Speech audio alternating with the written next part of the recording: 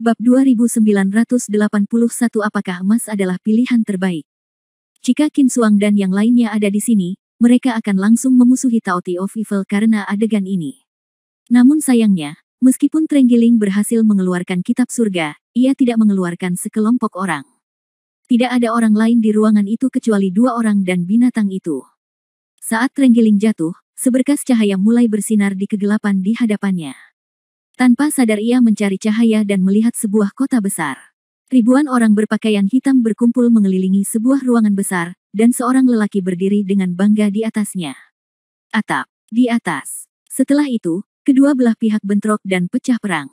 Kota belakang meledak, api membumbung ke langit, dan manusia tersedot ke dalam lava cair. Adegan demi adegan terus terpampang di mata Trenggiling. Segala sesuatu yang terjadi di kota Yuming bisa terlihat dengan jelas dan jelas saat ini. Wow! Semua gambaran itu tiba-tiba terkondensasi menjadi seberkas cahaya besar, yang kemudian tiba-tiba menembus matanya. Ia hanya merasakan cahaya menyilaukan tiba-tiba menerpa dirinya. Dia menutup matanya tanpa sadar, dan kemudian membuka matanya tanpa sadar. Yang muncul lagi adalah Han San Qian, si rakus kejahatan yang berjongkok di sana, sudah tergeletak di atas lempengan batu. Apakah kamu menyimpannya? Trenggiling berdiri dan menatap Taotie of Evil. Taotie of Evil lah yang memilih yang terakhir daripada makanan dan Han San Qian pada saat kritis, dan di bawah arahan mata Han San Qian, dia terbang ke sini dan tiba di tempat yang disepakati oleh Han San Qian dan Trenggiling. Taotie of Evil mengangguk sedikit.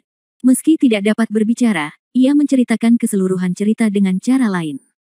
Jadi, untuk membunuh Raja Yuming itu, Han San Qian masih mengaktifkan paksa energinya saat dia disegel, sehingga segelnya berfungsi dan menjadi seperti ini. Anak ini benar-benar seorang pemimpin. Kalau dipikir-pikir, Raja Yuming mungkin tidak pernah berpikir sampai kematiannya bahwa Han San Qian tidak akan membuat kesepakatan dengannya, tetapi akan langsung membunuhnya. Jika itu aku mungkin tidak akan memikirkannya. Omong-omong, Trenggiling tersenyum tak berdaya. Lagi pula, dalam lingkungan seperti itu, perdagangan secara alami adalah satu-satunya pilihan terbaik. Satu-satunya perbedaan adalah siapa yang bisa mendapatkan lebih banyak chip dan mendapatkan keunggulan sebanyak mungkin dalam transaksi ini. Siapa yang mengira Han San Qian begitu ceroboh? Namun jika dipikir-pikir secara mendalam, Trenggiling pasti mengagumi keberanian dan kebijaksanaan Han San Qian. Jelas sekali, dari sudut pandang Han San Qian, tidak peduli bagaimana dia berdagang, selalu ada bahaya besar yang tersembunyi. Bahkan jika mereka memiliki keuntungan perdagangan yang lengkap, harga yang harus dibayar adalah Raja Yuming masih hidup. Setelah hidup, siapa yang bisa menjamin tidak akan ada masalah di wilayahnya? Saat itu, Han San Qian dan yang lainnya berada dalam terang, tetapi dalam kegelapan, bukankah bahaya tersembunyi ini cukup besar? Oleh karena itu, dari sudut pandang ini, pilihan Han San Qian sangatlah tepat. Dia menghilangkan bahaya terbesar yang tersembunyi dan mendapatkan tawar-menawar terbesar dalam seluruh transaksi. Satu-satunya hasil adalah pengorbanan dirinya terlalu besar. Pada titik ini, apakah kamu benar-benar merasa bahwa ini tidak seperti gaya Han San Qian dalam melakukan sesuatu? Trenggiling melihat ke arah Taotie of Evil dan berkata dengan aneh. Tidak dapat disangkal bahwa Han San Qian terkadang suka melakukan gerakan-gerakan berbahaya. Namun gerakan berbahaya semacam ini lebih disebabkan oleh kekuatan tersembunyi dan IQ yang sangat tinggi dari orang ini, daripada risiko yang disengaja. Dengan kata lain, ini adalah kejutan strategis, bukan kejutan lain. Dari segi tindakannya, Han San Qian merupakan orang yang sangat stabil dan berpengalaman, bahkan bisa dikatakan begitu di dalam hati Trenggiling, meski ia mengkhawatirkan Han San Qian dalam banyak hal. Namun seringkali, ketenangan pikiran lebih besar daripada kekhawatiran, karena dia tahu betul bahwa Han San Qian sepertinya tidak pernah berperang dalam pertempuran yang tidak pasti. Tapi kali ini, kenapa Han San Qian begitu ceroboh? Ini tidak sesuai dengan gaya biasanya. Selain itu, melalui kontak dan obrolan baru-baru ini, Trenggiling juga mengetahui seberapa dalam posisi Su Yingxia di Han San Qian Li, dan dia bahkan dapat menolak 3 wanita cantik satu demi satu untuknya. Untuk wanita penting seperti itu, akankah Han San Qian mengabaikannya dan meninggalkannya di tempat berbahaya seperti negeri iblis? Setidaknya dari sudut pandang perdagangan, meskipun panah tersembunyi sulit untuk diwaspadai, setidaknya Anda dapat mencegahnya. Hal ini secara langsung membahayakan nyawa Anda, dan Anda bahkan tidak memenuhi syarat untuk berjaga-jaga terhadapnya. Ini salah. Apakah Han San Qian punya ide yang lebih baik? Trenggiling berkata, Alisnya secara tidak sengaja menatap tangan Han San Qian yang terkepal. Di tangan itu, ada sesuatu yang bersinar dengan cahaya keemasan. Mungkinkah itu? Bab 2982 spesies emas yang aneh. Apakah itu benih emasnya? Han San Qian tidak akan melakukan pertempuran yang tidak pasti. Mengapa dia melakukan ini? Jika ya, lalu mengapa dia terus memegang benih emas itu erat-erat di tangannya? Mungkinkah semua kepastian terletak pada apa yang ada di tangan? Benih emas adalah ramuan dalam Raja Yuming, dan segel bumi berasal dari Raja Yuming tampaknya logis untuk menggunakan kekuatannya untuk menghancurkannya. Memikirkan hal ini, Trenggiling tiba-tiba berdiri, lalu berjalan ke arah Han San Qian dalam beberapa langkah dan dengan lembut membuka tangannya yang terkepal. Batu emas itu tiba-tiba muncul di hadapan Trenggiling. Saat energi Trenggiling perlahan menembus, cahaya batu emas tiba-tiba meledak menjadi cahaya cemerlang, dan mata Trenggiling dipenuhi kegembiraan, dan mulutnya sedikit terbuka. Nafas ini, sebagai salah satu dari mereka, Mutiara Roh Bumi, meskipun tidak memahami empat manik lainnya, mereka memiliki asal-usul yang sama dan sadar sepenuhnya satu sama lain. Adapun manik emas di depanku, nafas Trenggiling sepertinya. Mungkin itu benar-benar genggaman Han San Qian. Bisakah kamu membantuku? Trenggiling menatap Taoti of Evil. Ia mengangkat kepalanya dan berbisik, sepertinya bersedia. Oke, ayo pergi bersama. Begitu Trenggiling selesai berbicara, energi di tangannya langsung maksimal, dan biji emas tiba-tiba menjadi lebih bersinar. Taoti of Evil meraung, dan detik berikutnya, ledakan energi kacau tiba-tiba menyusul saat dia membuka mulutnya. Saat kedua kekuatan bergabung menjadi satu, cahaya spesies emas mencapai tahap puncaknya, menyinari seluruh gua dengan sangat terang. Saat cahaya mencapai titik ekstrimnya, emas pusat secara bertahap mulai berdetak seperti jantung lagi, dan frekuensinya menjadi semakin cepat. Saudaraku, bekerjalah lebih keras. Sambil berteriak, Trenggiling meningkatkan energinya lagi, dan pelahap jahat di belakangnya tiba-tiba menyembur lebih keras. Bang bang bang. Jantung berdebar semakin kencang, dan Trenggiling semakin banyak berkeringat. Bahkan Taoti of Evil mau tidak mau merasa lelah saat ini. Ledakan. Tiba-tiba, seluruh jantung berhenti berdetak, seolah diam. Namun sesaat kemudian, dengan suara yang nyaring, retakan mulai muncul di jantung, kemudian retakan tersebut semakin membesar, hingga muncul kacang hijau sebesar kacang di jantung. Yang paling sentral, apa ini? Trenggiling mengerutkan kening. Dengan baik, saat Trenggiling dalam keadaan linglung, suara Evil Taoti terdengar dari belakang. Tampak jelas bahwa Evil Taoti sedang mengingatkan Trenggiling untuk tidak diganggu. Mengerti. Trenggiling tiba-tiba mengangguk, lalu menggunakan energinya sendiri untuk menggerakkan kekuatan kekacauan dari Taoti jahat, dan terus menggerakkan benih emas. Saat kedua binatang itu bergabung lagi, kacang hijau juga memancarkan cahaya hijau redup, dan perlahan-lahan dikirim ke tubuh Han San Qian dalam paket energi Trenggiling. Ketika lampu hijau mencapai tubuh Han San Qian, Trenggiling dapat dengan jelas melihat bahwa anggota tubuh Han San Qian secara bertahap melunak, dan wajahnya yang hitam pekat secara bertahap kembali menjadi putih dan berwarna. Efisien. Trenggiling berteriak kegirangan, seolah memberitahu Han San Qian, dan juga sepertinya memberitahu Taoti yang jahat. Saat sinar matahari pagi masuk melalui celah jendela, setetes air dari batu di atap gua perlahan menetes ke bawah, mengenai wajah Han San Qian. Otot-otot di wajah Han San Qian bergerak sedikit, detik berikutnya, Han San Qian membuka mulutnya sedikit, lalu menggerakkan kakinya, semuanya seperti biasa. Namun, saat dia mencoba menggerakkan tangannya, dia tiba-tiba membuka matanya dan duduk. Mencari ini lagi, Trenggiling tersenyum lembut. Melihat sekeliling, dia sedang berjalan masuk dari luar gua saat ini, memegang sesuatu di tangannya dan berkata kepada Han San Qian. Tapi ketika Han San Qian melihat benda di tangannya, dia tidak bisa menahan cemberut. Bab 2983 Emas Hijau. Pasalnya, benda yang dipegang Trenggiling saat ini masih berbentuk hati dan agak mirip dengan jenis emas sebelumnya, namun warnanya berbeda sama sekali. Hijau, bahkan cian. Warna cian mirip dengan warna perunggu. Jangan kaget atau ragu, itu adalah benih emas yang kamu bawa kembali, kata Trenggiling dan menyerahkannya kepada Han San Qian. Setelah mengambil benda ini, Han San Qian mengerutkan keningnya hingga ekstrim. Jika Trenggiling tidak mengatakannya, dan jika bukan karena bentuknya yang persis sama dengan biji emas yang didapatnya tadi malam, Han San Qian benar-benar terasa telah diberikan. Tas, apakah ini spesies emas? Han San Qian menatap Trenggiling, dengan tanda tanya tertulis di seluruh wajahnya. Trenggiling tersenyum pahit, ya, benar. Menurutmu apakah itu aneh? Keanehan. Tentu saja aneh. Ketika saya kembali, semuanya masih baik-baik saja, dengan cahaya keemasan redup, tetapi ketika saya menutup mata dan membukanya lagi, terlihat seperti ini, Anda akan mengatakan itu hanya digali dari tanah. Han Sanqian antik juga sangat mempercayainya. Namun, saya khawatir Trenggiling pasti punya alasan untuk mengatakan hal tersebut. Setelah memikirkannya, Han Sanqian tetap diam dan menunggu Trenggiling mengungkapkan keraguannya. Tadi malam, Taoti jahat dan aku membantumu menyembuhkan lukamu. Kamu terus memegang benih emas itu erat-erat di tanganmu. Kamu mungkin ingin memberitahuku bahwa ini adalah kunci untuk menyelamatkanmu, bukan? Trenggiling bertanya dengan lembut. Han Sanqian mengangguk, benar. Karena Raja Yuming dapat menggunakan energi tubuh untuk menyegel dirinya sendiri, Han Sanqian percaya bahwa dia harus memiliki penawar racun di tubuhnya. Seperti ketika ular berbisa menggigit seseorang, ia harus memiliki sesuatu untuk menyembuhkan racunnya. Han Sanqian percaya bahwa kuncinya adalah benih emas. Ini adalah titik kunci di mana semua energinya disimpan, dan bahkan kekuatan segelnya harus berasal dari sini. Karena itulah Han Sanqian berani bersikap seperti ini. Aku telah memegangnya di tanganku, hanya untuk memberitahumu, peganglah. Trenggiling mengangguk. Setelah ini dikonfirmasi oleh Han Sanqian, dia setidaknya senang. Bagaimanapun, dia telah mengikuti orang ini begitu lama dan akhirnya belajar bagaimana melakukannya.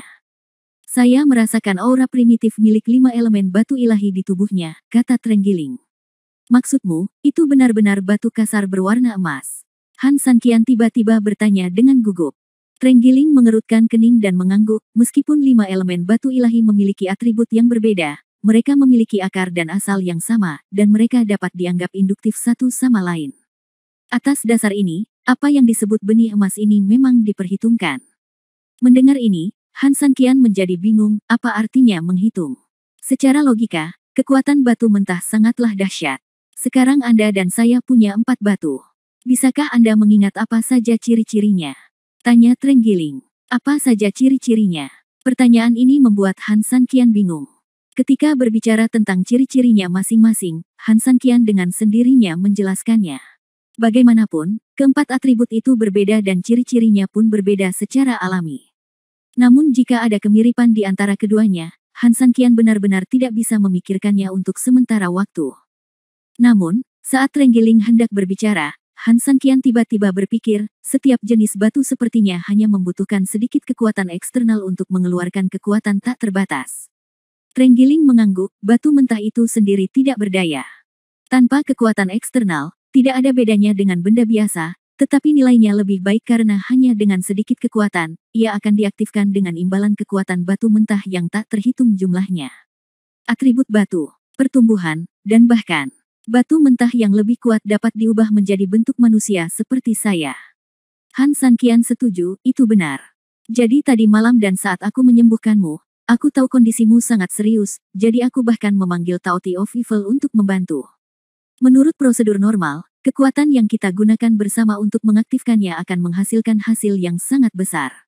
Umpan balik kekuatan batu mentah, tapi setelah mengatakan ini, Trenggiling memandang Han Sanqian dengan bingung. Tapi apa? Trenggiling menghela nafas, mulai sekarang, serangkaian hal aneh terjadi. Bab 2984 Batu Tak Dikenal. Melihat mata Han Sanqian yang bingung dan agak terkejut, Trenggiling itu menghela nafas tak berdaya. Setelah kami menanamkan kekuatannya, memang mendapat masukan yang bagus, tapi masukan ini sangat berbeda dari aslinya. Tidak hanya tidak sekuat yang dibayangkan, bahkan. Trenggiling mengatakan ini dan menatap Han Sanqian. Apakah jumlahnya menurun? Trenggiling mengangguk dengan berat. Sangat aneh untuk mengatakan bahwa ketika energi sebenarnya dari keduanya diairi, spesies emas langsung meledak menjadi cahaya, tetapi permulaan juga merupakan akhir. Setelah itu, energi seluruh spesies emas mulai menghilang. Berkurang, dan akhirnya menjadi sama sekali tanpa cahaya. Menjadi seperti sekarang, seperti sebongkah batu perunggu. Taoti of Evil pernah menunjukkan kepadaku seluk-beluk semuanya. Benih emas adalah Raja Yuming, yang setara dengan ramuan batin. Dengan kata lain, para petapa, apakah mereka iblis, atau manusia, mengandalkan pada ramuan batin untuk menyimpan energi sejati mereka. Yuming jika raja begitu kuat, masuk akal bahwa ramuan batinnya harus sangat kuat. Yang saya maksud adalah, Meskipun benda ini bukan batu kasar tetapi ramuan batin, seharusnya tidak seperti ini. Trenggiling mengerutkan kening. Han Sanqian juga mengangguk dalam diam. Ini memang benar. Monster seperti itu sebesar kota, master seperti itu yang bahkan bisa memaksakan dirinya sendiri hingga agak tidak mampu melawan dengan kekuatannya sendiri, bahkan jika itu hanya kekuatannya sendiri. Ramuan batin juga harusnya sangat kuat, bahkan sebanding dengan jantung naganya sendiri. Tapi ini memang agak aneh, Han Sanqian mengerutkan kening. Entah itu batu mentah atau ramuan dalam, seharusnya tidak seperti ini. Ini lebih seperti orang tua yang akan mati. Melihat ke belakang, kamu mengira dia sudah selesai, tapi pada akhirnya dia pasti pergi, kata Trenggiling. Dengan depresi, Han Sanqian tidak berkata apa-apa. Lagi pula, masalah ini sungguh sulit dipercaya. Bahkan dia tidak tahu apa yang sedang terjadi untuk sementara waktu. Ini adalah hal yang aneh. Trenggiling berbicara lagi. Han Sanqian mengerutkan kening mendengar ini, mungkinkah ada sesuatu yang aneh terjadi? Trenggiling tersenyum pahit, bukankah sudah saya katakan bahwa hal-hal aneh terjadi satu demi satu? Yang disebut suksesi pasti ada satu dan kemudian dua. Melirik ke arah Han Sanqian yang kebingungan, Trenggiling tersenyum pahit, bau benda ini sangat aneh. Apa maksudmu? Han Sanqian bertanya dengan bingung.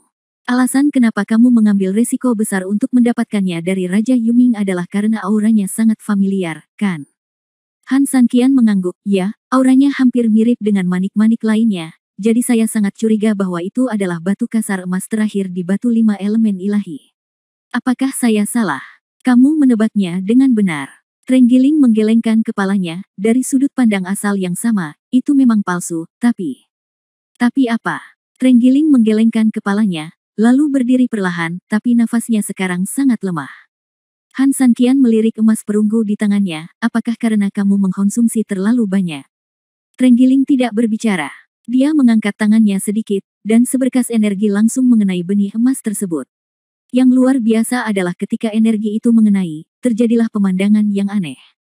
Seluruh benih emas bergerak sedikit, tetapi hanya melompat sesaat, dan kemudian tidak ada gerakan sama sekali, bahkan tidak ada cahaya sedikit pun. Han Sanqian sedikit mengernyit, memandang spesies emas dengan bingung, dan kemudian ke Trenggiling. Trenggiling tersenyum lembut, seolah-olah dia sudah tahu bahwa Han Sanqian akan bereaksi seperti itu, dan tidak menjawab. Dia menggerakkan tangannya sedikit, mengeluarkan seberkas energi, dan tiba-tiba mengarahkannya ke batu tertentu di dalam gua. Berdengung. Walaupun batu tersebut terbungkus energi, namun karena hanya batu biasa maka tidak memantulkan energi Trenggiling. Pada saat ini, Han Sanqian tiba-tiba mengerti apa yang sedang terjadi, namun untuk sementara sulit dipercaya bahwa hal tersebut benar, karena pantulan batu tersebut sama persis dengan pantulan spesies emas. Artinya emas di tangan Han Sanqian, dalam artian, bahannya sama dengan batu. Bukankah ini cukup aneh? Trenggiling berkata sambil tersenyum, itu juga cukup keterlaluan. Benih emas Raja Yuming yang bermartabat tidak berbeda dengan batu. Trenggiling tidak memberi Han Sanqian kesempatan untuk bernapas. Kali ini dia berkata dengan santai, tetapi jika saya memberitahu Anda fakta lain, Anda mungkin akan lebih terkejut. Apa?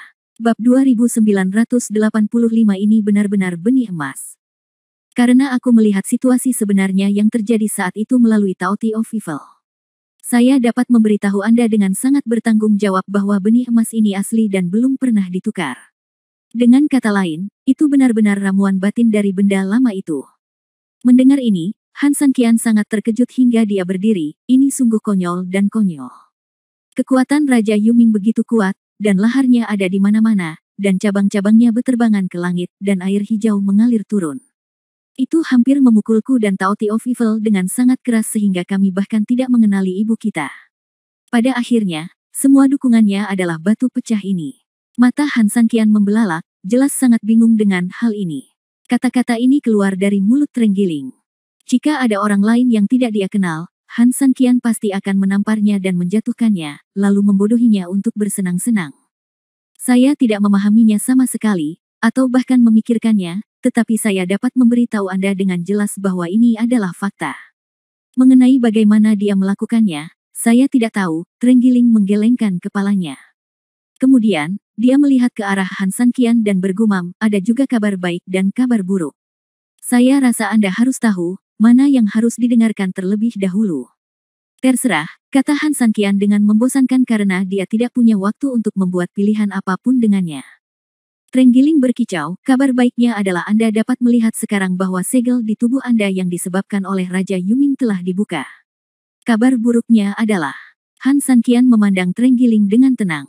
Trenggiling menggelengkan kepalanya tak berdaya, Anda juga telah melihat bahwa apa yang disebut barang asli dari Raja Yuming ini sebenarnya terlihat seperti produk palsu dan jelek.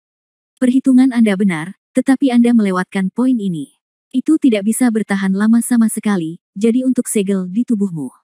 Ini mungkin hanya sementara. Berbicara tentang hal ini, Trenggiling menghiburnya, namun, jangan terlalu khawatir.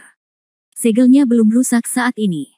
Selama Anda tidak menggunakan keberuntungan dan bekerja keras, hal itu tidak akan terjadi. Selama periode ini, kami akan memikirkan cara lain. Han Sanqian tertawa getir dan berkata, kamu tidak perlu melakukan ini. Jika kamu tidak menggunakan sihir di negeri iblis, tidak ada bedanya dengan mencari kematian. Adapun pecahan batu ini, tidak ada yang perlu dipelajari. Dengan mengatakan itu, Han Sanqian berdiri dan berjalan menuju luar gua. Aku menyingkirkan tumbuhan lebat di luar gua dan melihat ke atas. Langit cerah. Meski dibandingkan dengan dataran tengah, matahari di sini sepertinya tidak ada bedanya dengan bulan, namun cahaya kuning lemah setidaknya memberikan semburan kehangatan. Itu juga dianggap sebagai lingkungan yang keras. Nikmatilah kenyamanan di dalamnya. Kami menemukan tempat ini dengan baik. Datang jauh-jauh ke sini, ini pasti pemandangan terbaik yang pernah kami lihat.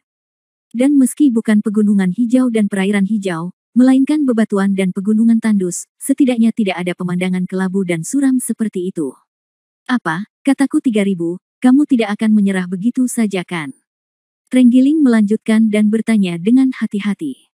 Akan turun hujan, dan ibuku akan menikah. Apa yang akan terjadi akan selalu datang. Mengapa begitu khawatir? Han Sanqian tertawa pelan. Trenggiling melirik Han Sanqian, mengangguk, lalu menyerahkan kitab surga kepada Han Sanqian.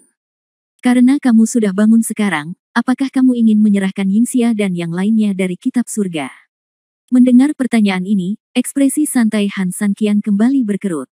Bisa melihat Su Yingxia dan Han Nian tentu saja merupakan hal yang dinantikan Han Sanqian di dalam hatinya, namun masalahnya adalah jika Su Yingxia tahu bahwa dia disegel kali ini, dia pasti akan menyalahkan dirinya sendiri dan bahkan berpisah dari dirinya sendiri karena tentang ini. Ayo berangkat.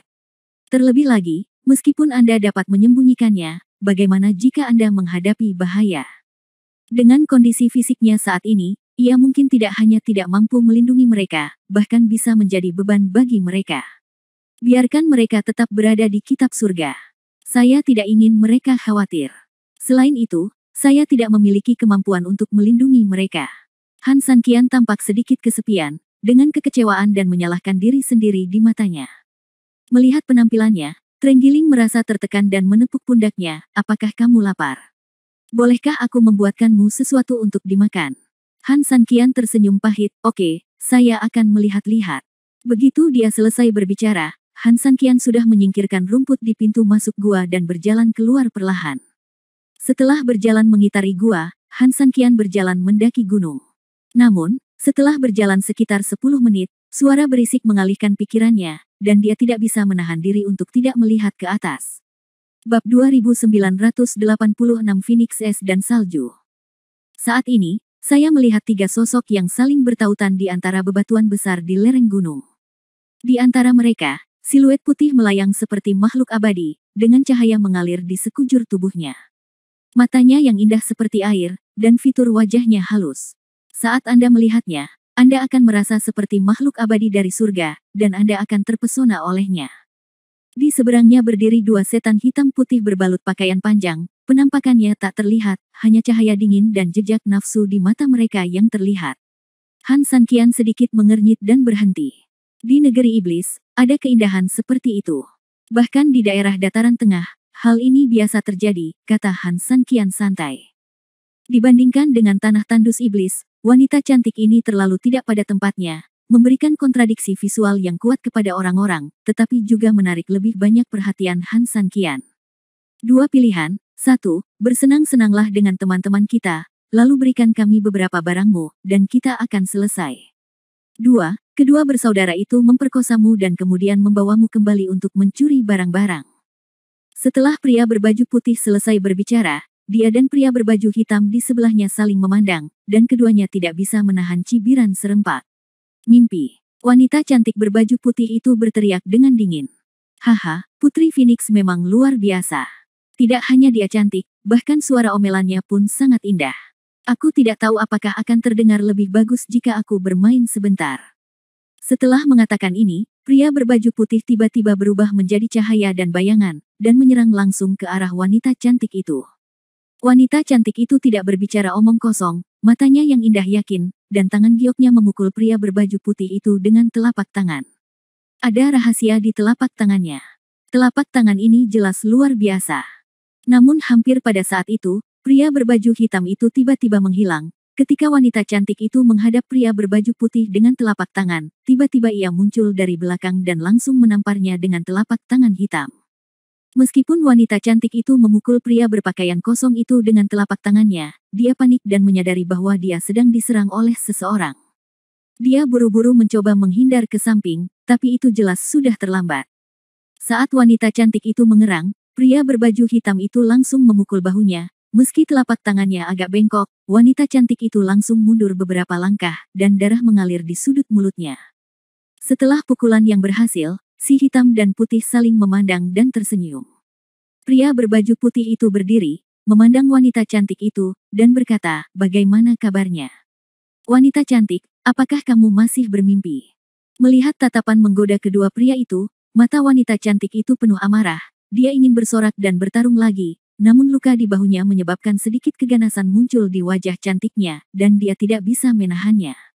Mundurlah dengan hati-hati. Ambil langkah pertama dan cobalah menjaga jarak dari mereka untuk mencegah situasi yang baru saja terjadi lagi. Kamu masih ingin mengambil tindakan? Kita sudah bertengkar hampir setengah jam. Nona cantik, pernahkah kamu menyakiti saudara-saudara kita sama sekali? Pria berbaju hitam itu berkata sambil tersenyum dingin. Wajah wanita cantik itu menjadi semakin jelek ketika mendengarnya, namun ini adalah fakta yang tak terbantahkan. Melihat wanita cantik itu tidak berbicara, pria berbaju putih itu terlihat semakin bangga. Di mata kedua bersaudara itu, wanita cantik di depan mereka hanyalah seekor domba yang akan disembelih. Jangan sia-siakan tenagamu. Dengan kekuatan ini, sebaiknya kamu diam saja. Aku akan lebih menikmatinya saat kita bersenang-senang dengan saudara-saudara kita. Konon gadis Phoenix itu punya cita rasa unik yang bisa membuat orang merasa bahagia dan ingin mati. Hari ini, kedua saudara laki-lakiku sangat beruntung. Aku tidak pernah menyangka kita akan bertemu dengannya seumur hidupku. Tidak, kita masih bisa mencicipinya, hahaha. Keduanya tertawa terbahak-bahak, dan detik berikutnya, mereka memandang wanita cantik itu hampir bersamaan. Tak perlu dikatakan lagi, ketelanjangan mata mereka begitu kentara. Kalian, wanita cantik itu tanpa sadar mengencangkan kerah bajunya, merasa cemas dan marah sejenak.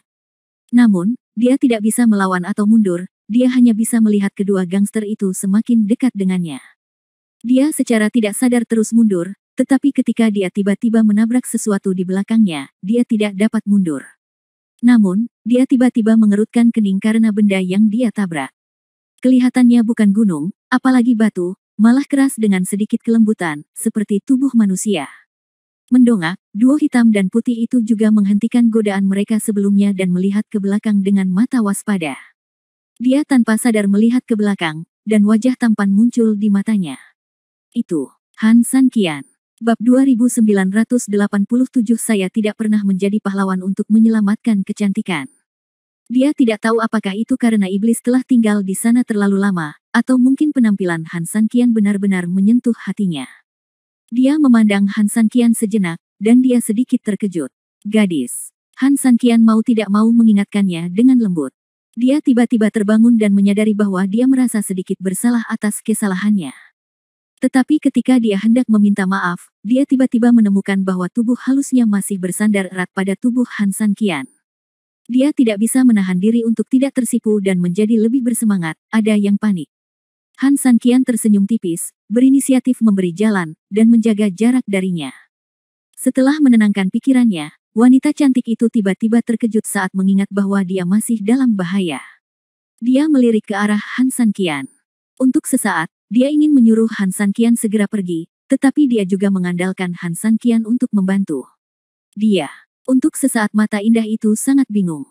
Batuk. Merasakan tatapannya, Han Sanqian terbatuk ringan dan melihat roh jahat hitam dan putih di seberangnya. Anak nakal, dari mana asalmu? Pria berbaju hitam itu tiba-tiba berteriak dengan dingin.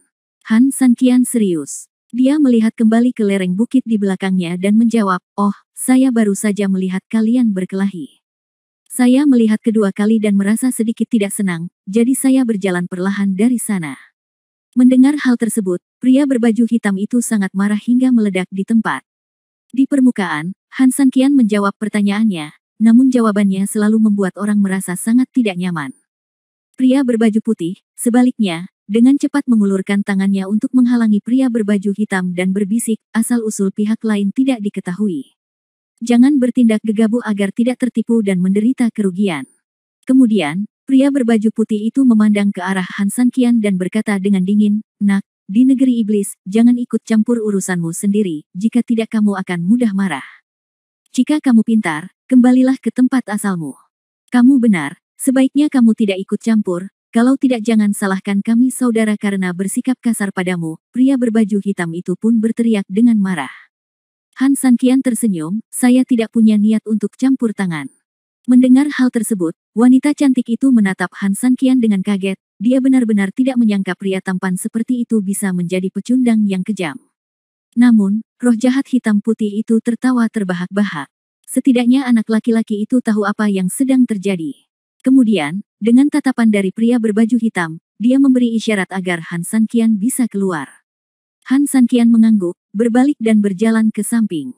Wanita cantik itu menatap punggung Han Sanqian dengan sangat tertekan dan ragu-ragu untuk berbicara. Dia benar-benar ingin mengutuk Han Sanqian, tetapi saat ini, ketika roh jahat hitam dan putih melihat Han Sanqian pergi, mereka sudah tersenyum jahat. Mengambil satu langkah lebih dekat ke wanita cantik itu, dia tidak punya waktu atau tenaga untuk memarahinya lagi. Berbalik, wanita cantik itu hendak melarikan diri, tetapi pria berbaju hitam sudah berdiri di depannya. Melihat ke belakang, dia melihat pria berbaju putih itu semakin dekat. Untuk sesaat, wanita cantik itu hanya bisa berdiri di sana dengan cemas dan marah. "Si cantik kecil, mari kita lihat kemana tujuanmu." Lelaki berbaju hitam itu tersenyum jahat dan menerkam wanita cantik itu di tempat. Wanita cantik itu buru-buru menggerakkan tangannya untuk menghentikannya, tetapi saat dia mengulurkan tangan ke udara, sepasang tangan besar telah menggenggam tangannya. Melihat ke belakang, pria berbaju putih telah muncul di sampingnya pada suatu saat, meraihnya saat ini. Tangan, menatapnya dengan senyuman kejam. Dia sangat marah sehingga dia ingin memukul pria berbaju putih itu dengan tangannya yang lain, tetapi segera setelah dia mengangkat tangannya, sepasang tangan besar lainnya telah menghalangi tangannya. Melihat ke belakang, pria berbaju hitam yang memegang tangannya yang lain juga memiliki senyuman kejam di wajahnya. "Hei, cantik kecil, kamu ingin memukul kami. Tapi pemukulan adalah ciuman, omelan adalah cinta." Pria berpakaian hitam itu tersenyum tanpa malu-malu. "Ayo, aku akan membiarkanmu mencintai seseorang." Orang berbaju putih dengan lembut meletakkan tangan gioknya ke mulutnya dengan ekspresi cabul. Wanita cantik itu berusaha mati-matian untuk meronta. Dia sangat kesal ketika dua orang memegang tangannya. Mereka juga meletakkan tangan mereka di mulut. Dia merasa mual hanya dengan memikirkannya. "Semakin kamu berjuang, semakin bersemangat kami." Pria berbaju hitam itu tertawa, dan juga menempelkan mulut kotornya di leher gadis cantik itu. Menghadapi serangan dari kiri dan kanan, wanita cantik itu sudah kehilangan posisinya, namun saat ini, suara yang tidak pantas terdengar. Mereka bertiga berhenti bergerak hampir bersamaan, mencari kesempatan untuk melarikan diri. Pada saat ini, Han Sanqian tidak pergi. Sebaliknya, dia menemukan sebuah batu besar dan duduk. Kemudian dia melepas sepatunya seperti seorang paman. Suara itu adalah suara yang dia buat dengan memukul batu itu dengan sepatu dan debunya. Suara jalan gunung itu penuh kerikil. "Jika ada batu di sepatumu, aku akan membuangnya. Jangan khawatirkan aku dan lanjutkan." Han Sanqian tersenyum acuh tak acuh. Bab 2988 Saya benar-benar tidak membantu. Segera setelah dia selesai berbicara, di hadapan ketiga orang itu yang terkejut, pria ini menundukkan kepalanya dan mulai mengetuk sepatunya. Kalau-kalau semuanya tidak ada hubungannya dengan dia. Namun tindakannya membuat roh jahat hitam putih di sebelahnya bingung untuk beberapa saat. Bisa dibilang orang ini tidak membantu, Tapi memang benar dia tidak ikut campur dari awal sampai akhir. Dia pergi begitu saja, ketika dia disuruh pergi. Tetapi jika Anda ingin mengatakan bahwa dia tidak memikirkan urusannya sendiri, melakukan hal-hal buruk di depannya, bahkan jika mereka berdua benar-benar gangster, mereka masih sangat malu dan tidak dapat berbuat apa-apa. Dada wanita cantik itu naik turun karena amarah. Dia pernah melihat pengecut sebelumnya, tapi ini pertama kalinya dia melihat pria yang begitu pengecut dan tidak tahu malu.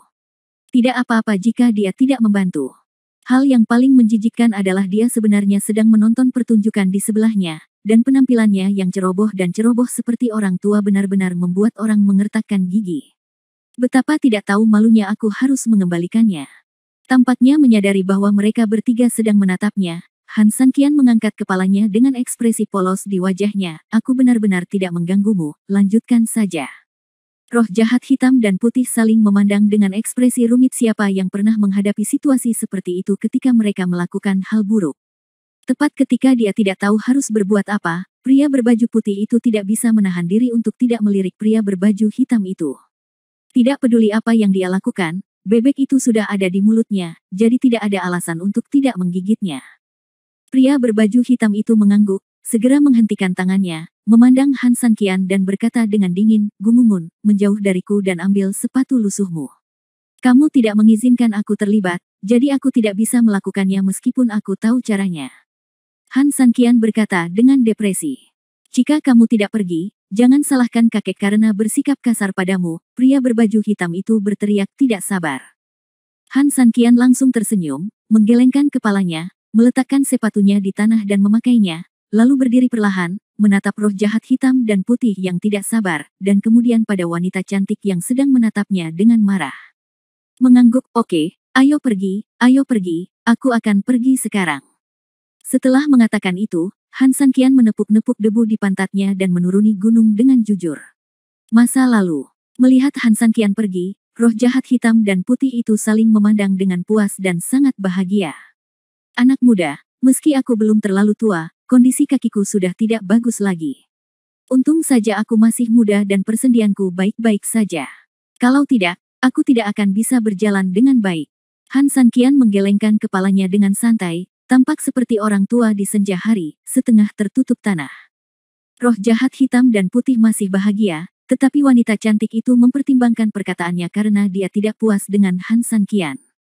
"Orang seperti Anda pantas memiliki tungkai dan kaki yang lemah di usia muda. Dalam beberapa tahun persendian Anda tidak akan berfungsi lagi, sehingga Anda harus mati." Namun ketika wanita cantik itu memikirkan hal ini, tiba-tiba ia teringat akan persendiannya. Ya, meski tangannya tertahan, persendiannya tetap bisa digunakan secara fleksibel. Dengan sedikit kekuatan yang terkumpul di persendian, 4 ons dapat mengangkat beban 1000 pon. Satu-satunya kelemahan adalah membutuhkan jarak yang dekat. Bukankah kejahatan hitam dan putih ini ada di sebelahnya? Memikirkan hal ini, wanita cantik itu tiba-tiba menemukan jawabannya. Dia memutar pergelangan tangannya dengan tangan kanannya dan mendayung langsung ke arah pria berbaju putih. Pria berbaju putih itu tenggelam dalam kegembiraan dan tidak menyangka bahwa wanita cantik itu tiba-tiba memiliki kemampuan untuk melawan. Sudah terlambat. Jika dia mencoba menghindar, dia langsung dipukul keras oleh siku wanita cantik itu di bagian dada. Seluruh dadanya hancur, dan dia terbang mundur beberapa meter dan menghantam tanah dengan keras. Pria berbaju hitam di sana jelas terpana ketika melihat ini, namun ketika dia baru bereaksi, wanita cantik itu sudah membalikkan tangan kirinya dengan tangan kirinya. Tangan yang dikendalikan oleh pria berbaju hitam itu langsung ditekan olehnya. Di pergelangan tangannya, dia tidak bisa bergerak dan merasakan sakit yang luar biasa pada saat yang bersamaan. Segera setelah itu, wanita cantik itu tidak menunjukkan belas kasihan, dia mendorong lututnya langsung ke perut pria berbaju hitam. Pria itu terbang keluar, dan mendarat dengan keras beberapa meter jauhnya, dia berlutut di tanah kesakitan. Melihat kedua penjahat itu langsung dilawan olehnya, kepanikan si cantik sebelumnya berubah menjadi kebahagiaan, dan dia bahkan merasa sedikit bangga. Setan hitam dan putih tidak dapat menanggung kerugian, mereka saling memandang, menjadi marah dan menyerang wanita cantik itu lagi. Wanita cantik yang baru saja bergembira dengan kemenangan itu tidak punya waktu untuk menikmatinya.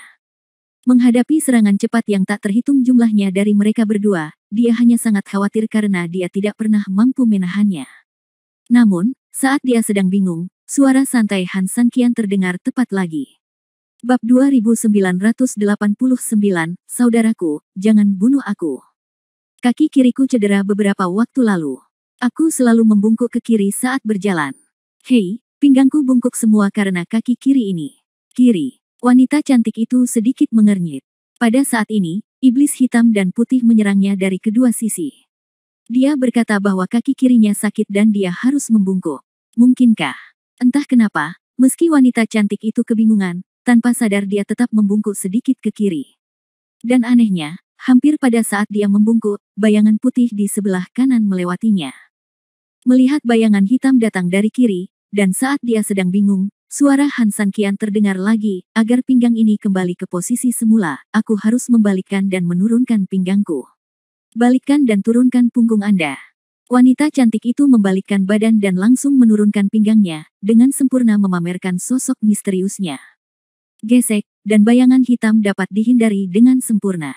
Pada saat ini, wanita cantik itu berbalik, sangat bahagia. Ini adalah pertama kalinya dia bertemu dengan dua roh jahat ini, dan dia dengan sempurna menghindari serangan mereka selama serangan mengapit mereka. Setan hitam dan putih juga berhenti lagi, saling memandang dengan aneh, dan kemudian pada keindahan yang bahagia. Mereka benar-benar melewatkannya. Luar biasa di saat yang sama, masih mustahil bagi mereka berdua untuk menyerah begitu saja. Pada saat itulah mereka mengubah bentuk tubuh mereka dan menyerang wanita cantik itu lagi. Kegembiraan si cantik masih berumur pendek, namun setidaknya kini ia tidak lagi panik seperti dulu, ia hanya menggigit bibirnya dengan tenang dan bersiap dengan sangat serius. Namun, alih-alih melihat kedua sosok itu mendekat, mereka malah mendengarkan dengan cermat apa yang hendak dikatakan Han Sanqian. Membungkuk bukanlah solusi jangka panjang. Karena kaki kiri saya tidak dapat menggunakan tenaga, saya harus menggunakan kaki kanan sepanjang waktu. Namun saya harus banyak berjalan kaki, dan jalan pegunungan sangat terjal. Kaki yang menggunakan kekuatan paling besar selalu mati rasa, jadi saya harus mengangkat kaki saya. 10 derajat, goyangkan ke depan dengan kuat untuk membuka blokir meridian dan mengaktifkan meridian. Kaki kanan 40 derajat, lempar ke depan. Berpikir dalam hati, wanita cantik itu mengangkat kakinya yang panjang, namun sedikit ragu, karena ketika dia berbalik, bayangan hitam di sebelah kanan masih jauh darinya. Apakah masih terlalu dini untuk menendang sekarang? Namun, dia tidak terlalu banyak berpikir, dia menutup matanya dan tiba-tiba menendangnya. Ledakan. Dengan suara yang teredam, wanita cantik itu merasakan ada sesuatu yang ditendang di kakinya. Ia buru-buru membuka matanya dan melihat pria berbaju hitam di sebelah kanan itu telah ditendang keras beberapa meter jauhnya olehnya. Namun, ketika kaki kanan saya terjatuh, kaki kiri saya mulai terasa sakit. Tidak dapat menahan tenaga, sehingga sangat mengganggu. Saya sangat ingin menghancurkan tempurung lutut kiri saya dengan sebuah pukulan. Percuma saja, pukulan di lutut kirinya. Meski bingung, namun dengan pengalaman sukses barusan, wanita cantik itu tidak banyak berpikir dan membanting tangan kanannya ke arahnya. Namun, tinju itu baru setengah jalan ketika bayangan putih tiba-tiba melompat keluar dan memukul punggung pria itu dengan pukulan yang tidak memihak. Sambil mengerang, tubuhnya tiba-tiba menyentuh tanah, dan dia mengeluarkan seteguk darah di tempat. Wanita cantik itu mundur beberapa langkah karena terkejut, dan setelah menjaga jarak aman, dia melihat tinjunya dengan tidak percaya. Dia tidak hanya menghindari serangan mustahil itu, tapi bahkan sekarang, dia berbalik melawan musuh dan langsung melukai kedua orang itu. Ini luar biasa. Namun, dia tahu bahwa alasan dari situasi ini bukan karena dia tiba-tiba menjadi lebih kuat, tetapi karena bimbingan pria itu. Memikirkan hal ini, dia mendongak dan melihat bahwa meskipun Han Sanqian telah pergi jauh, dia tidak pergi sepenuhnya. Sebaliknya, dia duduk di atas batu yang lebih jauh, menatapnya. Kaki menggelengkan kepalanya tanpa daya dan menghela nafas. Setan hitam dan putih bangkit dari tanah dengan perasaan tidak nyaman, dan keduanya bersatu kembali. Namun, pada saat ini, mereka berdua tidak berniat menyerang wanita cantik itu. Sebaliknya, mereka juga mengarahkan pandangan mereka pada Han Sanqian di kejauhan. Bahkan orang bodoh pun dapat melihat pada titik ini bahwa jelas pria itulah yang membimbing wanita cantik di belakang punggungnya. Dasar bocah, kamu benar-benar tidak bisa mendengarkan. Apakah kamu ingin mengurus urusanmu sendiri? Saudaraku, bunuh perempuan jalang ini dulu, agar dia tidak perlu berbicara denganmu seperti lalat di sebelahnya. Pria berbaju hitam itu mengikutinya dan berkata dengan marah. Mendengar ini, Han Sanqian mengerutkan kening, mengangkat kepalanya, berhenti bermain-main dengan kakinya, dan memandang mereka berdua dengan sangat polos. Kalian berdua tidak terlalu baik, mengapa kamu ingin membunuhku? Bab 2990 Saya adalah sekutu. Persetan denganmu karena berpura-pura tidak bersalah. Melihat Han Sanqian seperti itu, pria berbaju hitam itu jelas sangat marah dan berteriak dengan marah di tempat. Melihat pria berbaju hitam mendekat, Han Sanqian berdiri, melambaikan tangannya, dan berkata sambil tersenyum masam, kalian berdua, kalian harus bermoral saat keluar untuk jalan-jalan. Kamu tidak bisa membunuhku. Kamu menyuruhku keluar, dan aku keluar. Kamu memintaku untuk tidak ikut campur. Dari awal sampai akhir, aku bahkan tidak mengatakan satu tangan atau satu kaki pun. Aku sangat patuh, dan kamu masih ingin melakukannya bunuh aku. Bukankah terlalu tidak berterima kasih jika membunuhku? Setelah mengatakan ini, kedua orang itu sangat marah hingga mereka saling memandang dengan bodoh, tidak dapat membantah untuk beberapa saat. Sejujurnya, dia memang pergi dan dia menurut dan tidak ikut campur. Namun faktanya, jika Anda mengatakan tidak melakukan intervensi, rasanya sangat memalukan. Wanita cantik itu menahan senyumnya. Dia belum pernah melihat pria seperti itu sebelumnya, dan mau tak mau dia memiliki ketertarikan dan keingintahuan yang sangat kuat pada pria ini. Sambil menatap Han Sanqian, dia berbicara, apa yang dia katakan masuk akal. Tidak ada orang lain yang ikut campur, jadi kalian berdua tidak akan mengingkari janji, kan? Ini masalah kita bertiga, bukan? Mendengar si cantik besar berbicara, kedua orang itu, hitam dan putih, menjadi semakin malu untuk sesaat. Pria berbaju hitam langsung membalas, siapa yang melanggar janjinya? Sial, saya tidak repot-repot membunuhnya sama sekali. Saya hanya mengganggunya dengan mengomelinya tanpa henti, yang mempengaruhi kinerja normal saya. Saudaraku, apakah kamu benar? Pria berbaju putih itu tertegun, tapi saat ini dia tidak bisa berkata apa-apa. Dia hanya bisa menganggukkan kepalanya dan berkata, ya, itu hanya kesalahan sesekali. Si cantik kecil, apakah kamu benar-benar mengira kamu telah menang? Kamu masih di tangan kami. Wanita cantik itu melirik ke arah Han Sanqian, dia masih di sana, dan dia tidak bisa menahan senyum, saat ini hatinya tidak lagi merasakan ketakutan sebelumnya, tetapi merasa lebih tenang. Dia sendiri tidak pernah membayangkan bahwa suatu hari nanti, dia akan mendapatkan rasa aman yang sangat besar karena pria asing yang tidak dia kenal. Ketika iblis hitam dan putih melihatnya menatap Han Sanqian, mereka tidak bisa menahan perasaan marah sesaat. Keduanya menegaskan satu sama lain dengan satu pandangan. Detik berikutnya, mereka tidak lagi menggunakan serangan kiri kanan sebelumnya, tapi saling menyerang dengan cara yang berubah dan terjalin. Wanita cantik itu begitu terpesona dengan ulah kedua orang tersebut hingga tak bisa membedakan siapa yang ada di sini dan siapa yang ada di sana, apalagi realitas berbagai hantu di antara keduanya. Untuk sesaat, dia tidak bisa menahan diri untuk tidak melihat ke arah Han Sanqian sambil mundur untuk menunda waktu. Tapi yang membuatnya khawatir adalah Han Sanqian berhenti berbicara saat ini. Sial, bukankah dia baru saja mengucapkan beberapa patah kata padanya dan sekarang dia tidak berani? Memikirkan hal ini, wanita cantik itu sedikit putus asa, tetapi pada saat ini, dia tiba-tiba melihat Han Sanqian berdiri perlahan, dan kemudian dia mulai melakukan peregangan di atas batu. Kemudian, dia perlahan-lahan menggerakkan tangan dan kakinya, hampir sama lambatnya dengan kematian. Jika wanita cantik itu adalah penduduk bumi, dia akan terkejut mengetahuinya, dan kemudian dia akan menjadi marah dan berteriak pada Han Sanqian.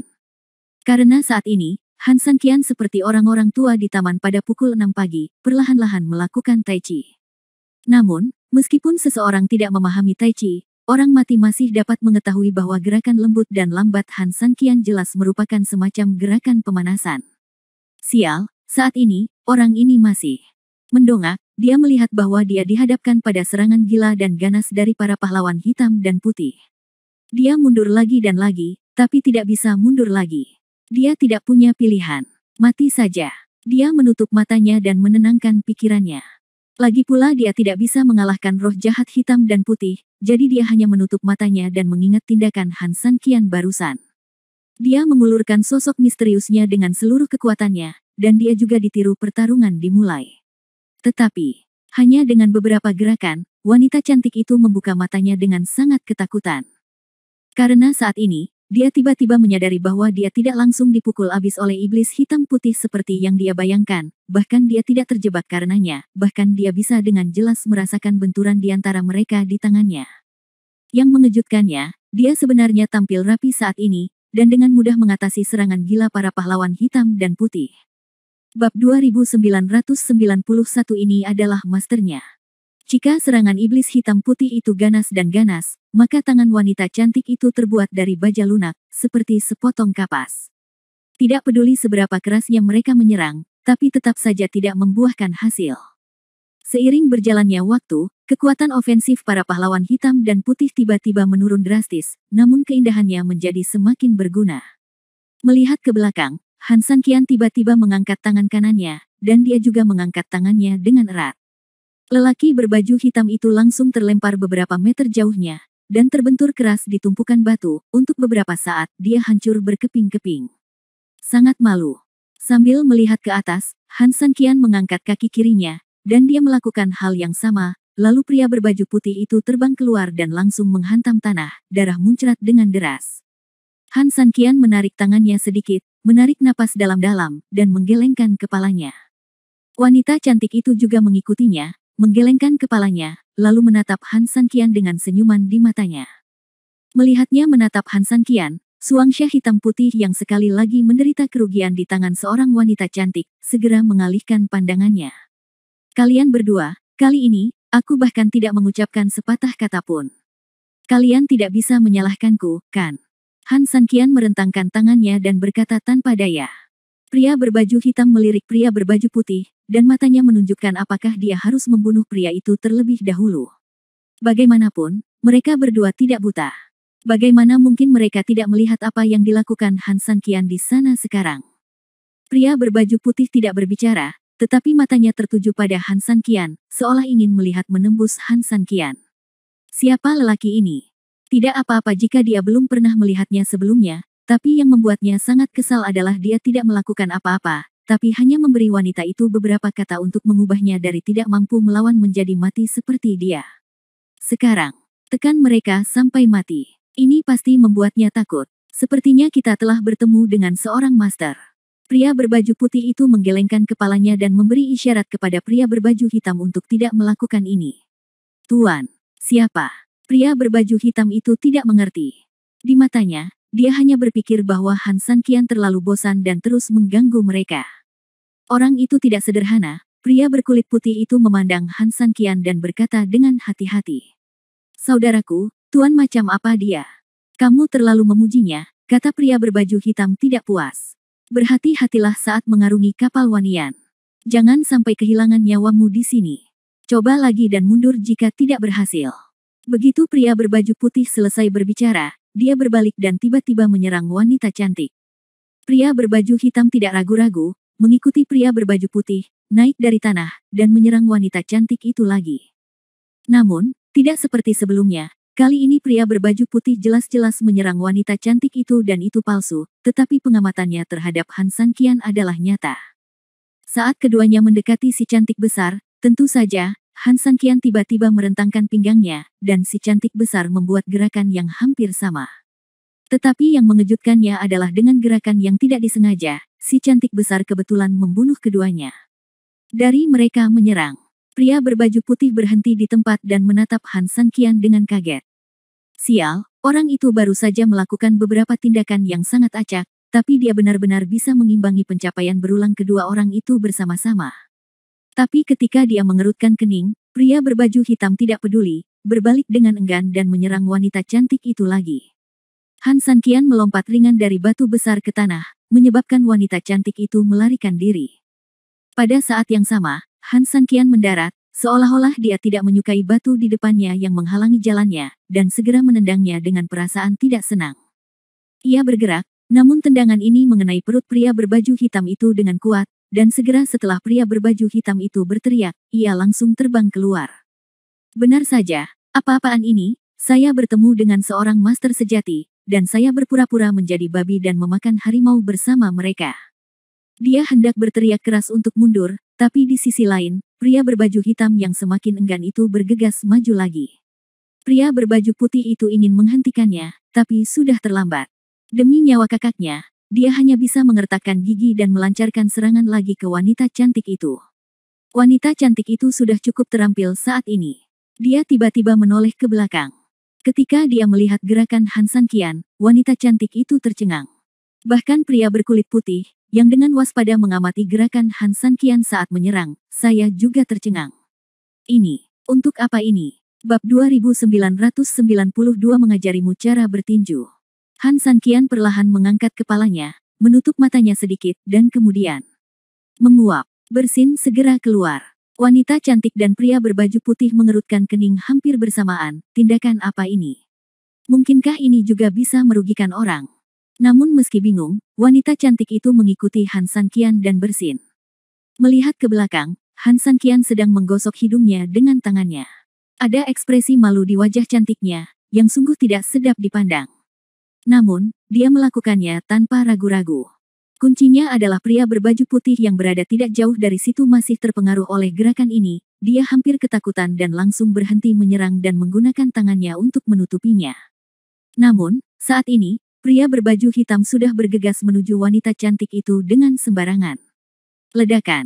Tepat ketika pria berbaju putih diam-diam berkeringat untuk pria berbaju hitam, mereka mendengar suara teredam, dan pria berbaju hitam tiba-tiba memukul punggung wanita cantik itu dengan telapak tangannya, menjatuhkannya ke belakang beberapa langkah. Darah juga mengalir ke bibirnya. Dia menggigit bibirnya karena tidak nyaman dan menatap Han Sanqian dengan bingung. Han Sanqian juga tercengang. Pada akhirnya, dia hanya bersin. Bahkan dia harus mempelajari ini. Saudaraku, apa yang kamu lakukan berdiri diam?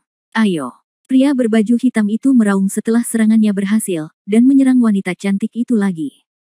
Laki-laki berbaju putih itu jelas-jelas tertegun sejenak, lalu tiba-tiba ia tersadar di tengah teriakan laki-laki berbaju hitam itu, ia membalas dan menyerang wanita cantik itu lagi.